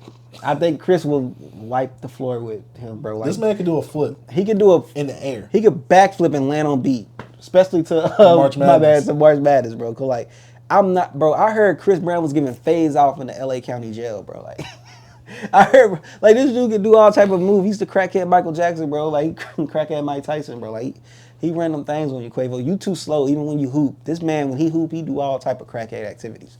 So I don't know if you can actually, crackhead strong. He on that coke too. Don't let him snort a line and get on you, Quavo. It's gonna be a wrap. I'm just saying. I don't think you want beef with a crackhead, bro. Yeah, I just think this. I mean, musically, Quavo cannot compete. No, he can't. I don't think so. But also, this could get very muddy. People are like, yo, we need Louis Farrakhan. I mean, Louis Farrakhan? Yeah, we need Farrakhan. We need Farrakhan in this to break this up because this is going to get really messy really quickly. We need the what they call them, FOI. We need the Fruit of Islam, bro. Come on, man. Yeah, I don't know where this is going to go. This beef, I was interested in it, but it definitely took a turn for the worst. Yeah. And I'm just like, I hope no one's safety is at jeopardy because of this situation. Yeah. I don't want any gang affiliations to happen, no street violence. I don't want none of that to get involved because there's a certain point when it's not just about music anymore. Yeah. Once you start talking about real life events, deaths and things like that, he's starting to go a bit too far. That's when Chris, when he brought up Takeoff, he took it off the wax to be. Yeah. Because there's no way I can be your friend again. Yeah. I could not be your homie again. Like Drake and Kendrick, they can still be friends. Like, Drake it's just like with Nas and Jay-Z. It was going another way, but they pieced it up before it did. Mm-hmm. And like with this, bro, I'd never be your homie. You could never tell me I should have died and my homie should be alive, or like vice versa. Like, nah, bro. Yeah, there's never any. It's no. DJ Khaled really is just losing it. He's not. He don't know who to put together now. He's like, his tree just falling apart. Like, I can't put. He got to go back to the old. Maybe he's gonna be the one. He got to bring out Ace Hood. He's gonna bring out all these compilation albums now. Bro, you gotta go get Ace Hood, bro. I know he can get Ye though. Shoot, he get Ye. Who can't get Ye now? Ye is begging to work with someone. Yeah, they invited me out. Boy, no one invited you. You invited yourself. Bro just popped up. Heard y'all was cooking. Heard y'all was cooking up, man. The elimination of Drake. You know what man, this wow, rap beef. There's the dead rap beef, and then there's literally someone can die rap beef. Because we have those deadly rap beefs that like we don't talk about in the mainstream, but in the drill community, heavy in like New York, Chicago, a little bit of like Boston. It's all over, bro. Like these rappers are actually like dying. Like they're actually rapping about what they're doing, even in Jacksonville. Man, it's really a lot that we not even really discussing. But there's other YouTube channels that actually deep dive into these beefs that really goes on. They're actually in the street beefs. I don't really like to condone that type of stuff because a lot of faces behind those channels are like, bro, y'all not even in that culture. I don't want to. What do you mean by they're not part of the culture, man? It's just some of the guys, bro. They just not even when it comes to their skin tone, bro. Because like I'm black, I'm not in the streets. Mm-hmm. It's just like you're not in that type of business and you're capitalizing on it. It's kind of like what Ack was doing. It's the same stuff, you know. It's not. It has nothing to do with kind of like being a vulture. Yeah, it's like, come on, man, just let that do that, and there you're capitalizing on it, bringing it in, and bringing popularity and more eyes to it, and putting oil or gas on the flames. I like to keep my beef strictly on wax, bro. Keep the beef on beats, you know what I'm saying, and not in the streets. You know, that's my bar. But I guess you could say they're going beyond the beats. Yeah, beyond the beats and the culture.